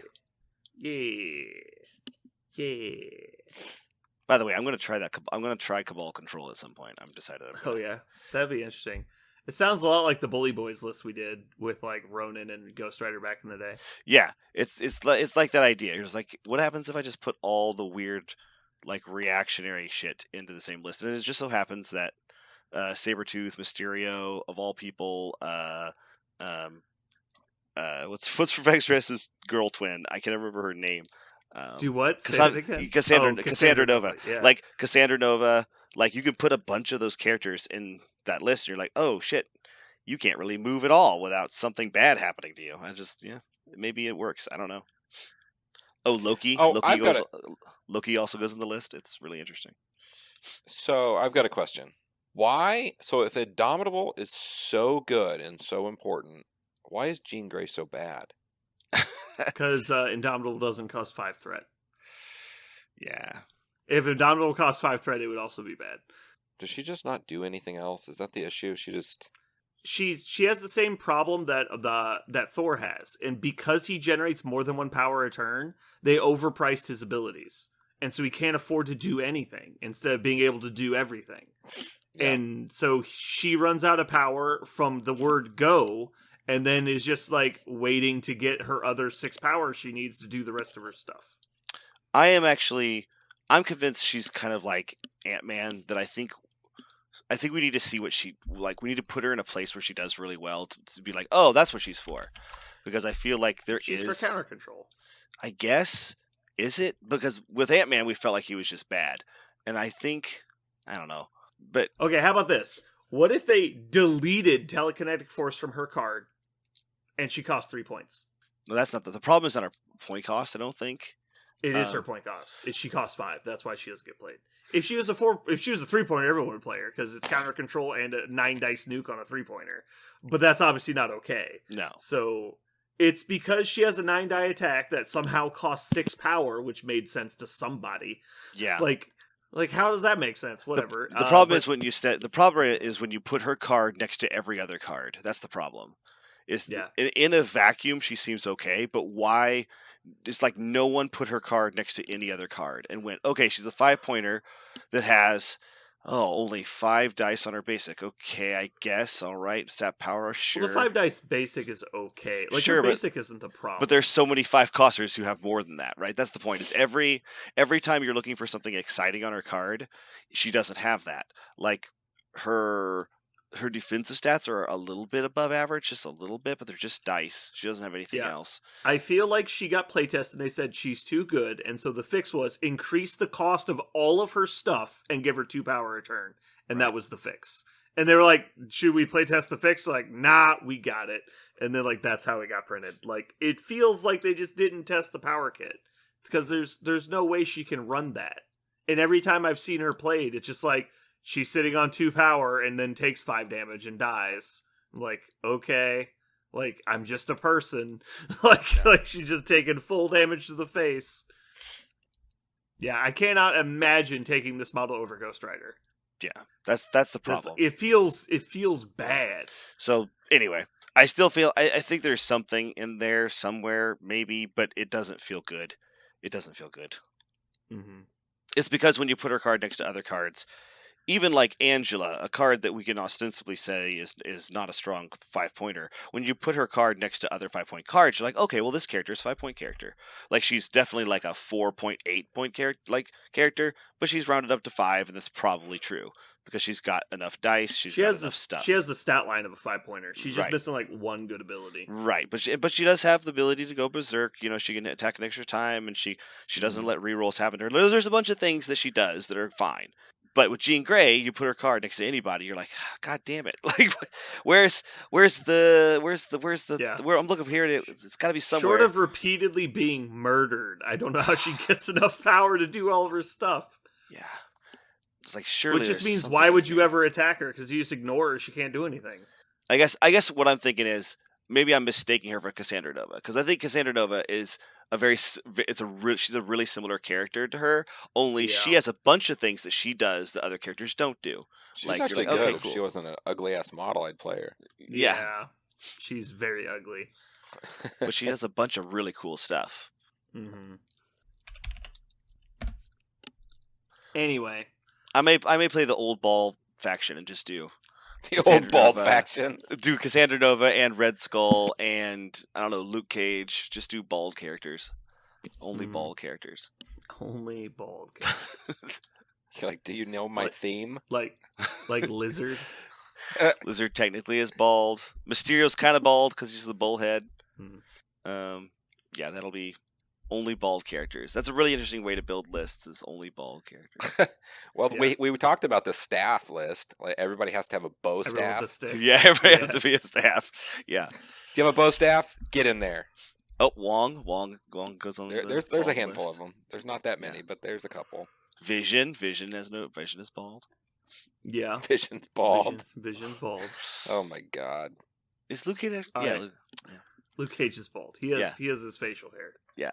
Unless you're gonna model him with the fro. Yeah, he doesn't have the Power Man the fro. Power Man fro. Yeah, man. All right. I think I got something here with the bald list. I think you Bald got people. it. You got it in one. Thanos doesn't have hair. That's Yeah. true. That's true. Hmm. No hair on Thanos. He All played. right, let's go ahead and get out of here. Okay. Ancient one. Uh, Boom. Last one. Let's go. God. Boom. Boom. Oh my god. Are you saying pow? Pow. Yeah. All right. Hopefully you guys had a good time with our random ramblings. Have a good week, guys. This has been Brandon. And Dr. Mandis Toboggan MD. Kurt Russell. Hoo ha. And this has been everyone's affiliated with Avengers. Yeah. You show me somebody who's not affiliated with Avengers, and I'll show you a goddamn liar. Yeah. Show a bald model. I'll show you Yeah. a Paul's model.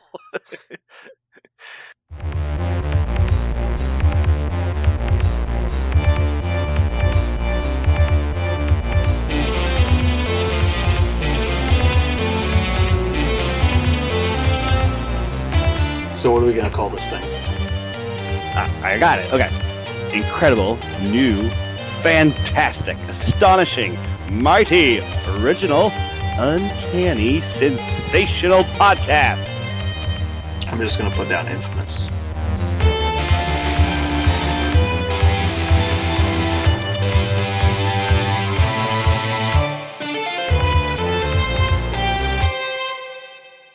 Bananas. BANANA. Hooray.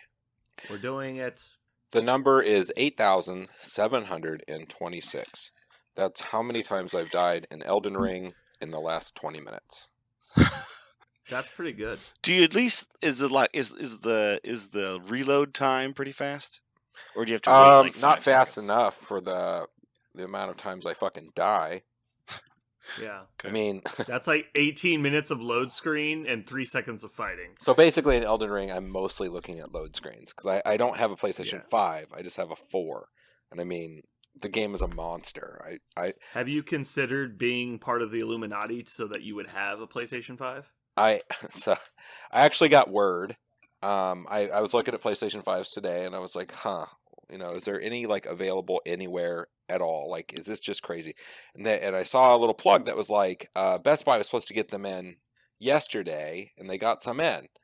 And I tried to call and of course you can't get a hold of anybody. So I just drove up and they're like, it was an in-store event and you had to be here and it was yesterday and we had them for 15 minutes.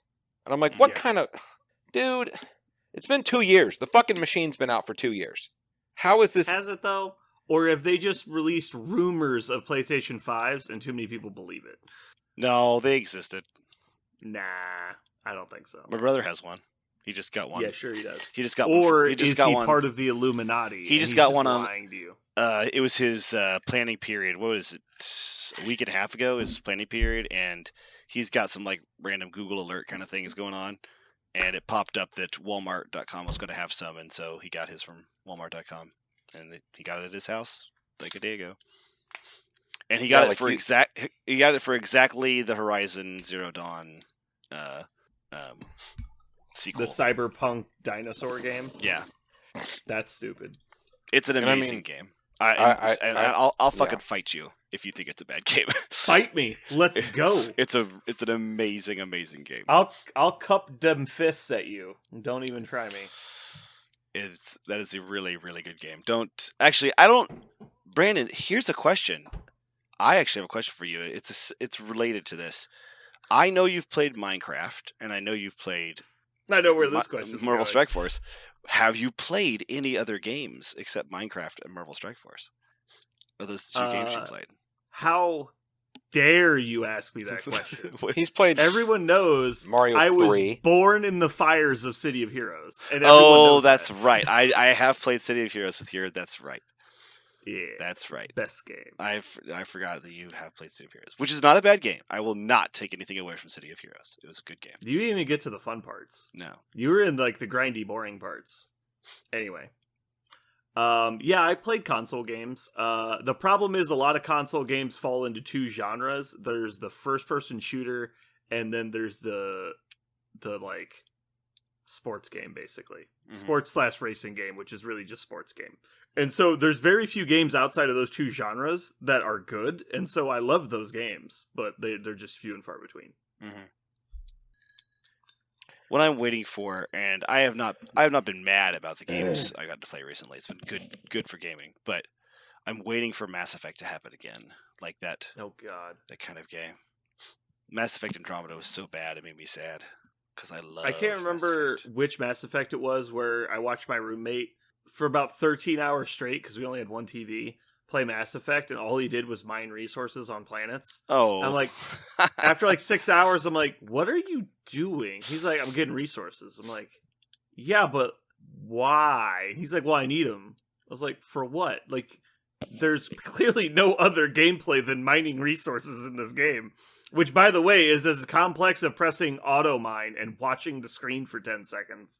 And then it tells you how many resources you get, and then you click the button that says fly to the next planet. He's just pushing two buttons consecutively back to back for 13 hours. I'm like, what have you done, though? And he's like, what do you mean? I got all these resources. I'm like, but why? Why do you have these resources? What do they do? I have not seen a single other game feature other than press button that says mine.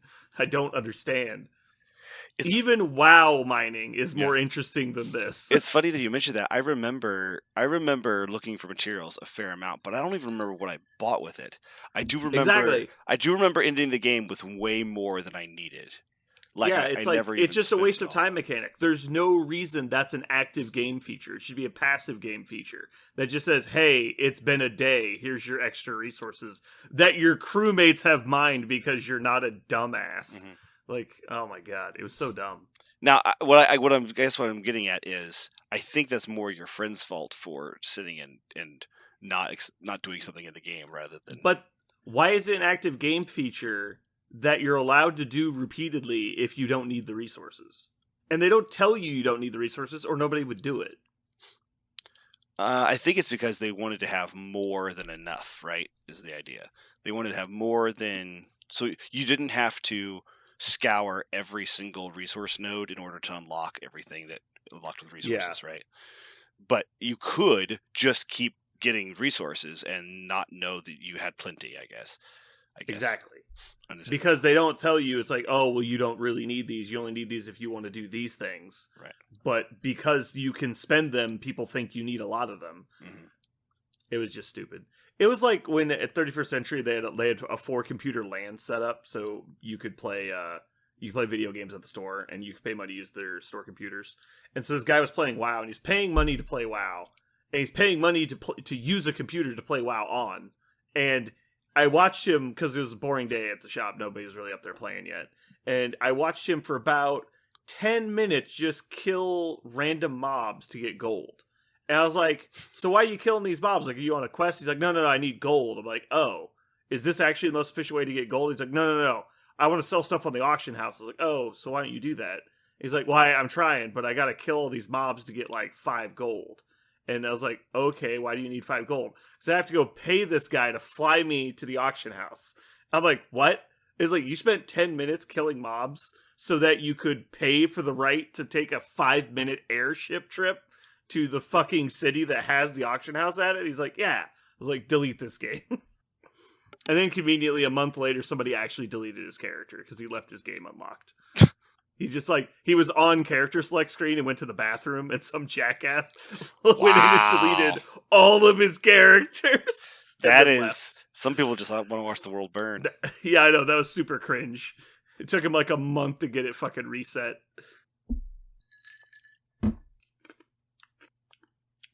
Alright, so video games, huh?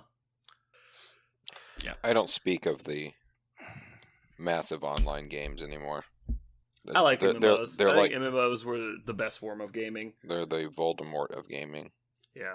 Don't get me wrong, some of the games were evil. Like, that's definitely true. I just know that I could speak all the languages that exist if I could have my time back and just use them learning languages. But the key is finding the point where you're no longer having fun and stopping. That's the key. Because people are great at doing that. Yeah. I've had a huge amount of fun playing those types of games. And even like Diablo 3, as bad as Diablo 3 was, it had a little bit of that MMO feel to it, which was nice. I enjoyed that. But it just feels like games today are released and they're one of two things. They're like an hour of actual gameplay, or they're just grind session. And it's just like, we're going to play this exact same thing and just grind for minuscule amounts of whatever you're trying to get for like months to get to the point where you need, because they don't actually know how to create like content anymore. Mm-hmm. And there was, don't get me wrong, the earlier games also didn't have content. It was like this weird band in like, I want to say the early 2000s where the games actually had content.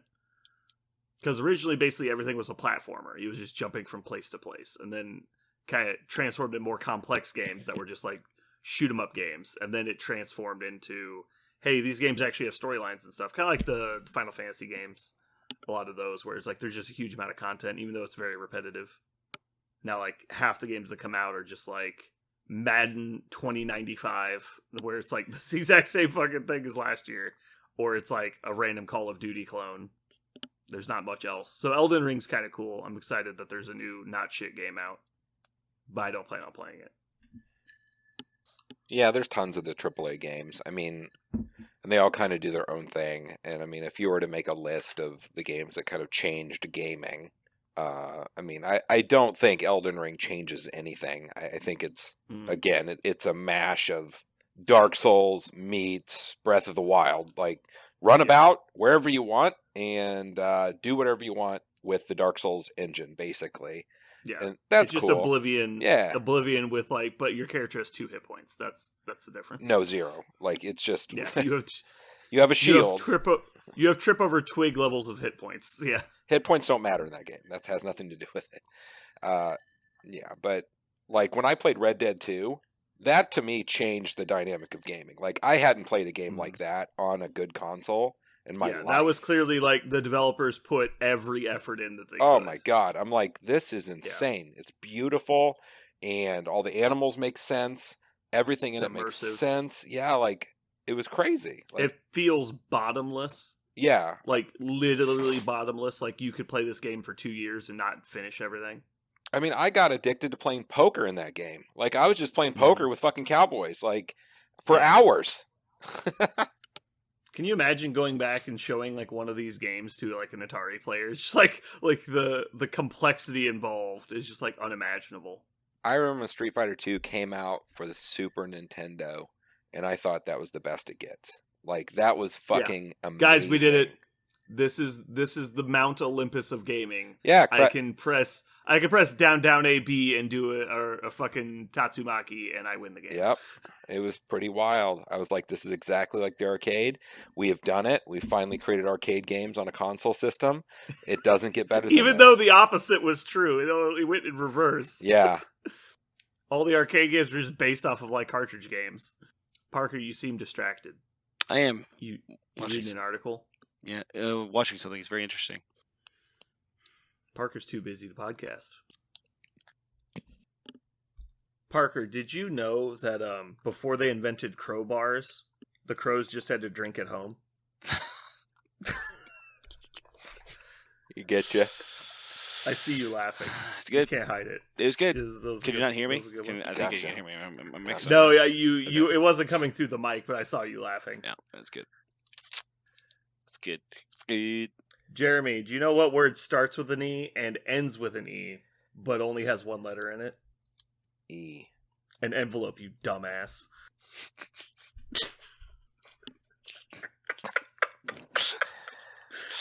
That's my favorite make someone feel bad joke. Yeah. Oh man. Not entertaining. That was a twofer because we missed last week. That's That true. was a twofer. I'll just edit it into last week's episode. Nobody will notice. I Are am. we getting any good lessons from any other countries?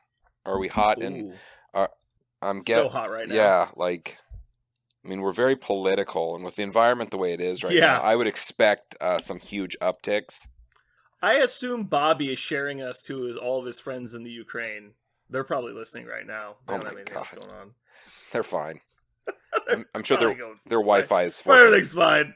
We'll go. Oh, we're at South Korea. We're at less than 1% of listeners.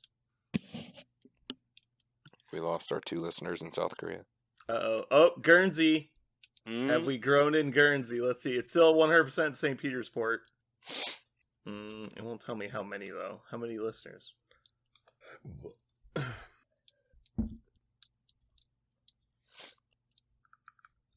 Yeah, I don't know. 100% of our listeners are from Earth.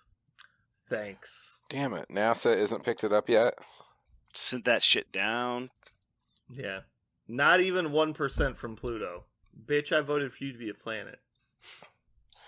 Zero respect. We were pulling for it. Yeah. Shout out to all of our countries over 1% of our listener base. Australia at 2%. Germany at 3%. Germans love Nice. us. We're so politically correct. The Philippines 6%. United Kingdom 8%. Canada 10%. And the good old US of A 67%. We need 2% more, guys. America, we need 2% more.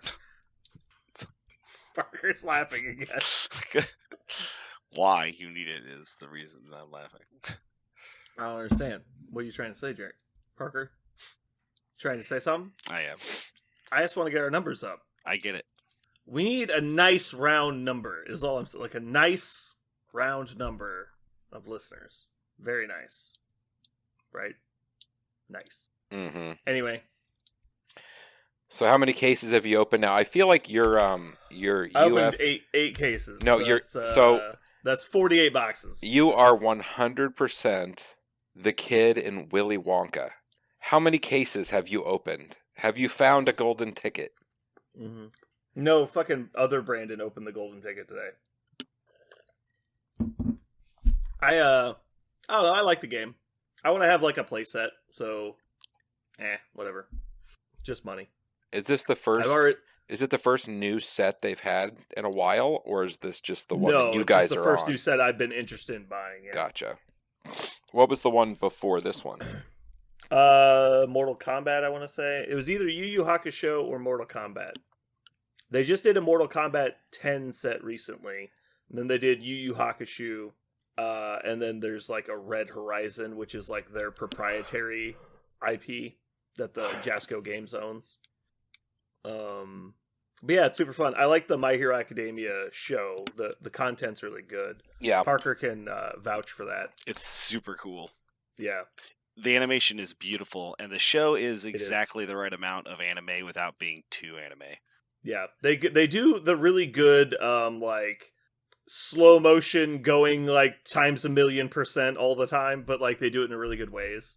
Yeah, you have recommended that one before. I was going to give a shout out to Parker. I did watch some of your Goblin Slayer. Oh yeah, yeah. The first episode I really enjoyed. The rest of it I did not.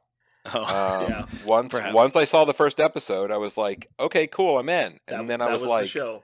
Okay, it's like the same but less goblin It's hunting. just the same episode again. Yep. With slightly less rape scenes. That's every episode has like slightly less rape scenes until like the second to last episode has a lot of rape in it. Well, the first episode had a ton of action, and then it started doing some sort of storyline shit, and I was out. Like, I just didn't. Yeah. But I did enjoy the first episode. It was exactly as you had foretold. Very dark. Very dark. Yeah. It's I liked the end as well. The last episode, the last couple episodes were really good. Yeah. It is good. It was okay. Yeah, I also I can't say I didn't enjoy it, but it was just okay. Yeah. Like I wouldn't watch it again, but I don't regret I watched it. Right. I was just very intrigued by the concept and wasn't disappointed by the journey. I like how gritty it was. Like it was very, very dark. Yeah. Is there any other TV shows you guys recommend? I'm watching Kim's Convenience right now. Oh, that's such a good one. It's been good. Oh my god. That one is really funny. Mm-hmm. It's got really clever writing. Mm-hmm. I was just remembering when he was trying to, with the air conditioner and the guy's carrying it, and he's like, I can't touch, I can't help or whatever. And he's got it. Yeah. He's like pulling the air conditioner out of its slot on the wall. And he's like, help me, I need help. And he's like, hold on, I don't want to hurt my hands. He's like, there's gloves over there. Get gloves. It's like, okay. And he walks very slowly and gets gloves. He's like, are these reusable? Are these like? He's like, put the fucking gloves on. And then he like goes to pull it down, and he's like clearly holding all of the weight, and the other guy's just like touching hands underneath it, like kind of in case he drops it. Like, I got it. He's like, are you holding it? He's like, yeah, I help. Like, he puts it on the counter. He's like, my fucking back hurts so bad. He's like, man, that was really heavy. You didn't help at all. Yeah, all the characters and the writing is really quick. Like, it's just a quick, refreshing, funny, smart show. It's good. See, I went the other way. Basically, on my days off work, when I have time, I will lay in bed and I'll find some sort of documentary to kind of like chew on. And it kept popping up, and Ancient Aliens. No, I have heard of Jeffrey Epstein before. I've heard of it. I didn't know the story. Yeah. That motherfucker. That is some dark. I haven't watched it. Horrible shit. Yes. Spoiler There's a reason alert. why there's a reason why he's such a meme. Yeah, that dude touched kids. Like. Yeah. Fucking crazy. If only he just touched them. Yeah, no. Yeah. Worst human being in a long time that I've watched anything on. And now I understand. It's terrible. What did I finish? It would have been an improvement had he just molested them. Oh, yeah. No, yeah, it was a fucking pyramid scheme. It was a pyramid scheme with young little girls. Like, it was unbelievable. That's why everyone wants to find all of his buddies, but obviously all of his buddies are in very high positions because they don't want to be found. And he got all his money by like a scam too. Like he's just a piece of shit. Yeah, terrible human. So yeah, I checked that out. Before that, I sunk my teeth into some delicious Love is Blind. Let me give you some recommends on some garbage, delicious television. That's just watching train wreck after train wreck of humanity. Oh, Sarah loves that show, and so Oh. I watched it out of my side eye. it's so gross. Tiffany's watching it, and I'm like, I have zero fucking interest. I hate reality TV show much because like other people watch it for the cringe, and like, but I see so much cringe in real life that I don't have any interest in seeing more. Like that's the last thing I want to watch when I get home. I'm always fascinated by those shows because I watch it for the seams, like where is this just like the producer, right? It has nothing to do with what's actually going on between people, and it's Yeah. just producers wanting drama. Like, where is it happening? How is it Mhm. happening? And I found that show particularly fascinating because they set up the situation to seem, pseudoscientific, but it also it provokes so much just shit in people. Oh, yeah. Right? It's like, from a producer standpoint, you don't have to work really hard to engineer drama because of how they decided to do the show. So I'm very intrigued by that show's process. When I heard it the first time, since that's how I like to watch all those shows while Sarah watches them, I'm always looking for the situations that why they do the things they do. Also, I'm always paying attention to the clothes. When they do those little cuts to them talking to just the camera, I'm the one paying attention to the clothes, going, "Oh, that was shot like on day 2 of this shit." Yeah. They just edited that here on the Yeah. last episode to make it look like it. Yeah. Like that Yeah. was clearly something that happened a long time ago. Yeah, they cut it up to make it seem like. Right. Also, I don't understand. Like, they always do these cutaway, like, one-on-one interviews where they're like, "So how are you feeling?" And then in the like 3 seconds after they cut away, they go back, and the guy got like literally stabbed, and you're like, he wasn't stabbed in the interview. What happened? Like Yeah. it's like clearly staged. I'm like, okay, whatever. Well, even the other thing with the Love Is Blind one that I thought was kind of fascinating is they asked the people to propose very early on in the show. Yeah, you have like And- 10 days or whatever. Yeah, and then in the first season there was a couple that decided like way before the end of the show that they were not going to be together, and it wasn't like a terrible dramatic like implosion. It was more just like, yeah, I realize who you are in real life, and I don't want to be with you, so I want to end it. But the producers said you can't.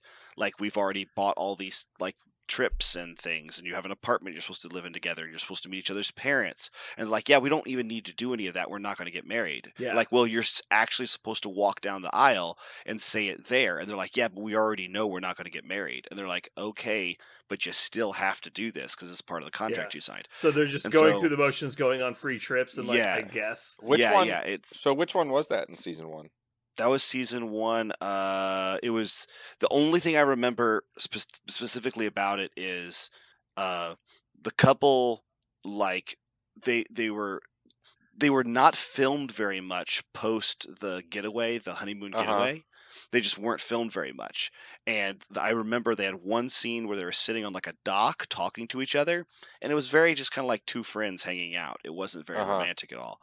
And I remember, so by the way, this was never covered in the show. Sarah found this out later when she was doing like trivia stuff, post show stuff. Sure. And it wasn't really a scandal like so much as it was just this is what happened. The producer said we couldn't stop. And so I remembered specifically, I was like, oh yeah, that's why there was just that random scene of them sitting on the dock and looking like they were kind of going through problems. Like it was over dramatized a little bit. Mm-hmm. But yeah, they weren't very featured in the show at all after the honeymoon phase thing because they weren't doing anything romantic. They were refusing to fight or have dramatic interactions or romantic interactions.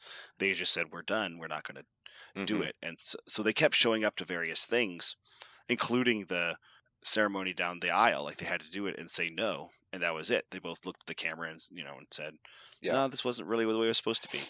And so the show edited it to make it look like they hadn't decided to do that long before that, just so that it wasn't such a foregone conclusion. Yeah. But yeah, they want the suspense. Yeah, because nobody's gonna watch it if like nope, we're not gonna be together, and then like the show ends. Right.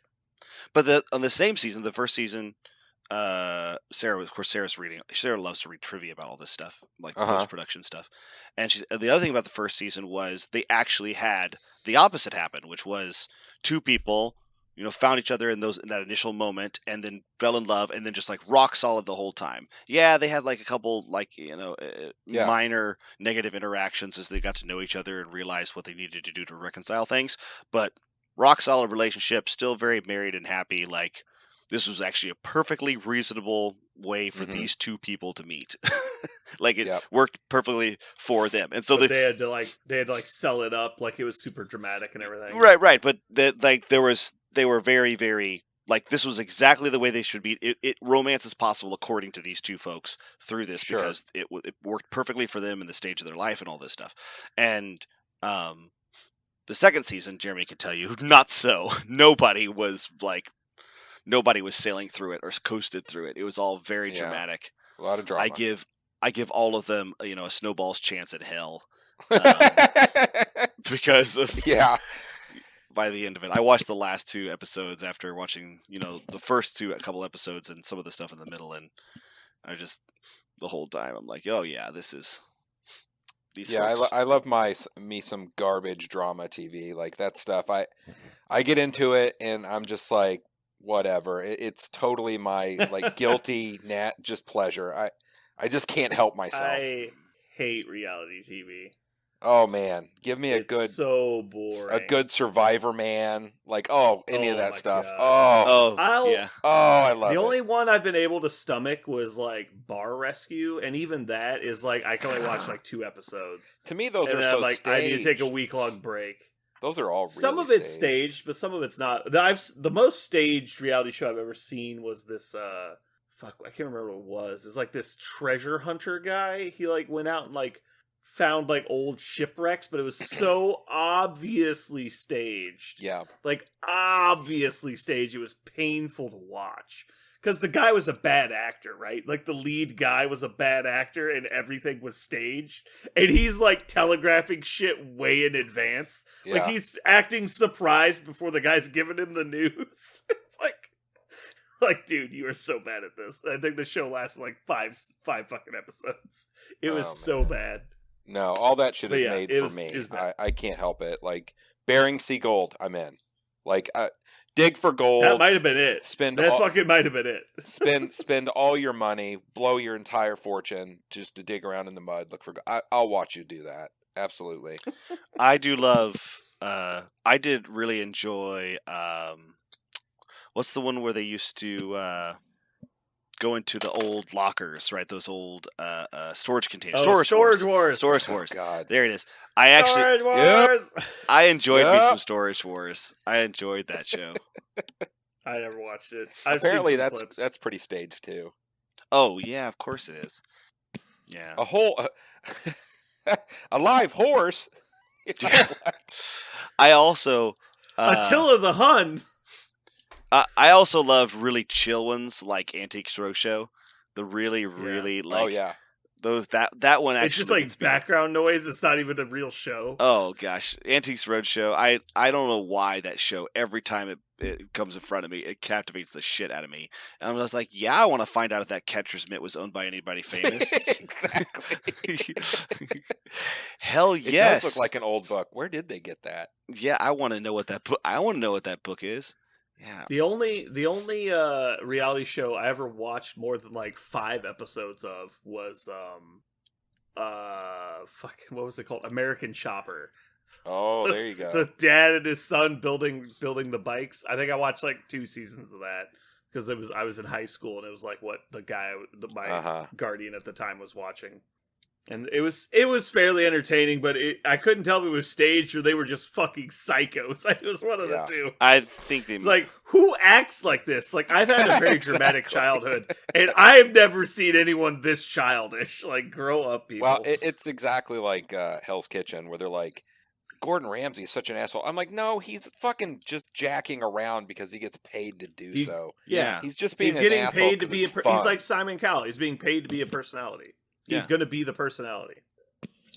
All right, that was like 4 drinks. You good? You got it We loose? should probably get started. Yeah, I'm very loose. Oh, God. yeah, we really need to. Yeah, Parker, how loose are you?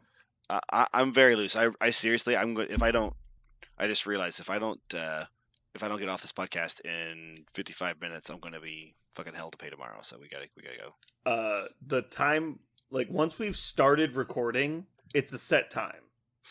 Like, how long it takes us to start recording the episode after we start physically recording is irrelevant. I don't know what that means. Like, it doesn't matter. Okay, so we record 2 hours and 15 minutes of audio, and then I edit it. Oh, okay. I get you. It does not matter when we start the episode. Oh. The pre-ramble and the episode add up to 2 hours. I get you now. Okay. So it doesn't matter if we start recording, like, get into the meat and potatoes right now. It's irrelevant. Oh, see, I've always thought that was the thing. Okay. Yeah, I've told you this several times. You probably have. I just don't think you ever comprehended. I never comprehended. I heard you. I did not listen, or I listened and not heard you. Something, one of those two. Dolph Lundgren, did you hear me? Yeah. I can't remember what. Best was Punisher. it Universal Soldier? Was that fucking movie? He has a necklace of ears, and he's like, "Did you hear me?" And then the guy's like, "Holy shit, this guy has fucking lost it." Yeah, he killed his whole platoon of his own men and cut their ears off and made a necklace. And then, like, that was like he snapped in Vietnam. It was a Jean-Claude Van Damme movie. You've never seen Universal Soldier? I have. Jeremy. I have, but I'm trying to piece together, like, yeah, it's Dolph the very Lundgren beginning. They're in with- Vietnam, and basically the guy tells him to go kill this woman because she's like the last person in this village, and it's like obviously he's off the deep end, and it's not like a lawful order. So the guy, he refuses, and so he reaches down and lifts up his necklace that's made of human ears, and he's like, "Can you hear me?" And he's like, yeah, I'm not doing that. Like, I'm not psychotic. And he's like, and then they fight to death. They kill each other. And then they both wake up because they've been put into this cyber soldier program. It's basically the super soldier program where they basically use killed in action veterans, and they use this like zombie like formula on them that turns them into like cyborgs or whatever. They do this. They kind of like very broad strokes the science involved. They don't really explain how they do it, but basically they bring them back to life as long as they get their bodies before they've started decomposing, and they basically use them as like super soldiers. It's basically Bucky. It's Bucky from the MCU, but it's Jean-Claude Van Damme and Dolph Lundgren. And then after their first mission in like 20 years, they start regaining their memories in the 80s, and so then they start like fighting each other. Now they're super soldiers, and so they're like destroying a city, fighting each other. It's a cool like random action beat 'em up movie. What is the one? So if that's, what was the one with Kurt Russell? It's like Universal Soldier or some shit. What was that called? Kurt Russell, Escape from New York? No, it was something called that, like Universal Soldier or something. It's not. No, it's not. no. They're, Shit, I know. they're also I know which super, movie you're talking yeah, about. he's also a super soldier in that one. Yeah, and that's the only movie I've ever walked out of. I think it's just paid. called Soldier. It is called I think it's Soldier. It's called Soldier. Yes. It's Boom! called Soldier. I paid money for Well that done. movie and walked out halfway. What? That movie was Really? awesome. I That like was that a movie. piece of That shit, was- dude. That when was he a started great smashing movie. the snake with a boot, I fucking left. I'm like, this is the stupidest. You definitely shit. had to Really? make it to the end. Oh my god. But Nope. Oh, I mean, it was. yeah, Soldier. He plays Todd in 3465. Came out in 1998. Yeah, Soldier. God. Yeah, it has Bruce Lee's. Bruce Lee's son is the bad guy, right? Yeah. Brandon Lee. Jason Scott Lee. Jason Lee. Not Shit, even he's a big in this. good son. Yeah, he's a big guy. He's very big in that movie. Jason Isaacs is in this. I don't know. I Gary walked out. Busey. I forgot Gary Busey was in that. He was in Yeah. everything. He's like in the the creepy 90s. general, right? In the 90s, you would always find Gary Busey. Yeah. It's like Skinamax flick, Gary Busey. Random like stroke awareness, Gary Busey. It's like fucking he's everywhere. Under Siege is my favorite. Commander Crew. Oh, yeah, man. he's fucking weird in that movie. He's awesome in that movie. Mhm. Can you believe I Dude, needed a psych Dude, evaluation? Soldier was awesome. No. Oh, it came out right after Breakdown. Breakdown was a good movie too. Breakdown was great. Yeah. Don't trust truckers. Fact of life. I remember listening to talk radio after that movie came out, and there was this whole like instance of people trying to figure out if it's okay to murder someone with a rock. Like if they're like try to like kind of sort of kill you and torment you, can you just if like they're trying to Texas Chainsaw Massacre you, hit them with a fucking rock. and everybody's like, I don't know. I mean, they could have just walked away, right? Okay, hold on a second. Listen to this lineup of these are consecutive movies released by Kurt Russell. All right, you ready? Yeah, go. Stargate, Perfect. Executive Decision, Escape from L.A., Nope. Breakdown, Yep. Soldier, Nope. and 3,000 Miles to Graceland. Man, he's a movie slut. Like, If you don't like all of these movies, you Wrong. don't appreciate good cinema. oh my god. Dude, all of these movies were awesome. Whew. They're on my Maybe. I don't know. Oh, and the two movies before that, previous two movies to that, Forrest Gump and Tombstone. Who was he in Forrest Gump? He was a voiceover. He was Elvis Presley's voice, Yeah. uncredited. Oh my god. Yeah, because Elvis just walks up and like shakes his hand, right? Like he Yeah. doesn't really like talk to him. And then before that, we have Captain Ron. Like, Oh, dude, Jesus. Now, what Captain- a fucking 10 in a row solid movie. Now, Oh, Captain you're Ron is insane. one of the best things ever. Oh my god, I will. Captain fist Ron fight- was legit. I will fist fight anybody who doesn't like Captain Ron. I've memorized that whole fucking movie. Do you legitimately not like any of it? I think you're trolling me. I don't think you're being serious. All of those movies are great. Soldier. I will let somebody not like. Go his- watch your fucking Love is Blind and your goddamn fucking like Antiques Roadshow bullshit. Get one outta is here. You entertaining. One of these things is entertaining. Go watch American Idol 97. Let me know what you think. You fucking Oh. idiot. She bang. This is good entertainment. Like, fuck off. Dude, Stargate is so good though. Of all of the movies, Stargate is definitely the worst movie I listed. Yeah, that it's pretty bad. Oh. They're all pretty bad except for Captain Ron. I think Captain Ron's quality. This might be the worst take that you've had on the podcast, Jeremy. I've had some pretty bad takes. So this is Escape pretty from low. LA? You're saying Escape from LA was bad. Oh my god. He rides a tidal wave. Kurt Russell and Snake Plissken would not allow that movie to be bad. Oh my god. You are certainly drunk. I don't know that No, you might be dude. too drunk to do this podcast. I would watch Escape from LA on a 10-hour loop before I would watch one episode of fucking Love is Blind. Like, Well, you do Please, lots of all dumb day. shit. That's fine. Yeah. I don't say you that would wouldn't. be far more enjoyable than watching any Love is Blind. That's because you're ignorant. Captain Ron, Tombstone, Forrest Gump, Stargate. Those Dude. are 4 in a row. Tombstone is amazing. I do like Tombstone. Oh my god, I'm gonna beat you to death with a fucking rubber hose. Tombstone's good. Poor boy, just too Oh. high strung. Oh my god, I forgot he was in Used Cars. Oh my. Wow. Used Cars, Escape from New York. He was Copper in Fox and the Hound. That was awesome. He was. The Thing. Yeah, the Fox and the Hound animated Disney movie. Yeah, I didn't know he Yeah, was Copper. he was Copper. He was Wow. the Fox. That movie makes me want to cry right now. I still want to cry. Dude, when the bear came in and he saved him, you're like, oh my god. old, Yeah, he followed up Fox and the Hound with another Disney classic, The Thing. Oh my god. Speaking of Disney, That movie will give you fucking nightmares. speaking of Disney movies, man, Disney movies didn't used to fuck around. Like No, they that did was not. some hardcore shit. Kids couldn't take that Dude. today now. Yeah. Bambi. Is it Old Yeller a Disney movie? Old Yeah, Yeller was a book for sure. first, but yeah, I think Yeah. it was Disney when they produced it.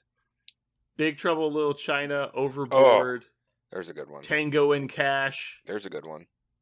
You like Tango and Cash, but you don't like Escape from LA. Oh my god. You don't understand good cinema. Sky High as Steve the Commander. Yeah, I don't know about any of that. He that was that in one Sky escaped High. me. He was in Sky High. I did watch that movie. All right, let's actually get to it. We can do this all day. We can just read Kurt Russell's IMDb for hours. I don't know what happened that episode, but IMDb was blowing up.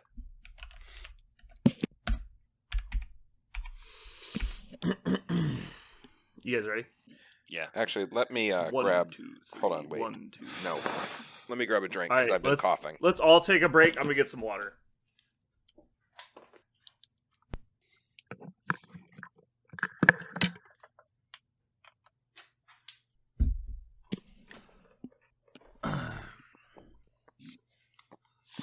You gonna turn on some Love Is Blind while we wait for Parker to get back? I don't need to. I've watched every single episode. Oh my god. Each one's better than the next. That sounds about right, because that is implying it only gets worse as you keep watching. No, that implies the opposite, but No, if you say each one's better than the last, that's saying it gets better. You said each one's better than the next. I can play it back for you if you'd like. no, we'll be fine with that. Shut up.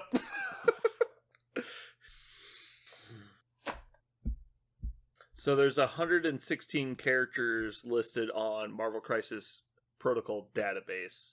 Mm-hmm.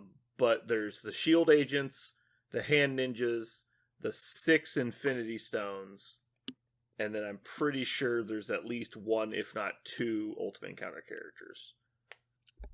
Dude, I was really fucking close just off the cuff the other day. I was just guessing 120. Yeah, well, it's about 106. A little over 100 now. But also that's including like Nick Fury, Daredevil, Elektra, and they're not out yet. Yeah. So it's right at about 100, I think. I think the tournament coming up, I know I'm not going to be able to do it, unfortunately. I'll be there at the end. I got to drop my friend off at the airport. Yeah, I think I'm not going to be able to play either. What do you got going on? UFS tournament that day. You have chosen, you motherfucker. It's not that I don't want to play MCP. It's just that I can play MCP pretty much every day against fairly different people. And UFS, there's people coming down from Omaha that I want to play with. Are you doing that at your own store? Where's that at? Yeah, it's at our store. I was very frustrated when it ended up being same day. It's like really the 2 events I want to play in, and they're on the same fucking day. Who set that up? One of our locals named CJ. He scheduled it in advance and then asked me to asked me if the day was okay.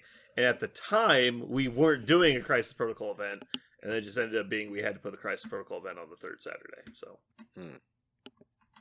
Although from now on, all of the Crisis Protocol, it's not this one; it's the next one. Sorry, the one in April I can't go to. I'll be at the next one. I think I said that wrong. Yeah, so the one coming up you'll play in. The one coming up, I'll be playing it. Unless it's the same weekend as Adepticon, I just haven't thought about it. No, it is not. Okay, is Adepticon the 4th Saturday? So the weekend coming up, not this one, but This- the weekend coming up after this weekend, you have the tournament. And then after the tournament, the weekend after, that's when Adepticon is. Good, because I was really worried it was next week, and I just hadn't realized. No, it's not next week. That would be not ideal. If it's next week, I totally would go. Like I have that whole week off. Yeah, that's so dumb. Parker, you coming to Adepticon? Oh no. No, that's a hard no. I mean, I guess I could just basically drive to Chicago by myself. Seems lame. All right, you guys finally ready? I'm ready. I've been ready. Let's do this.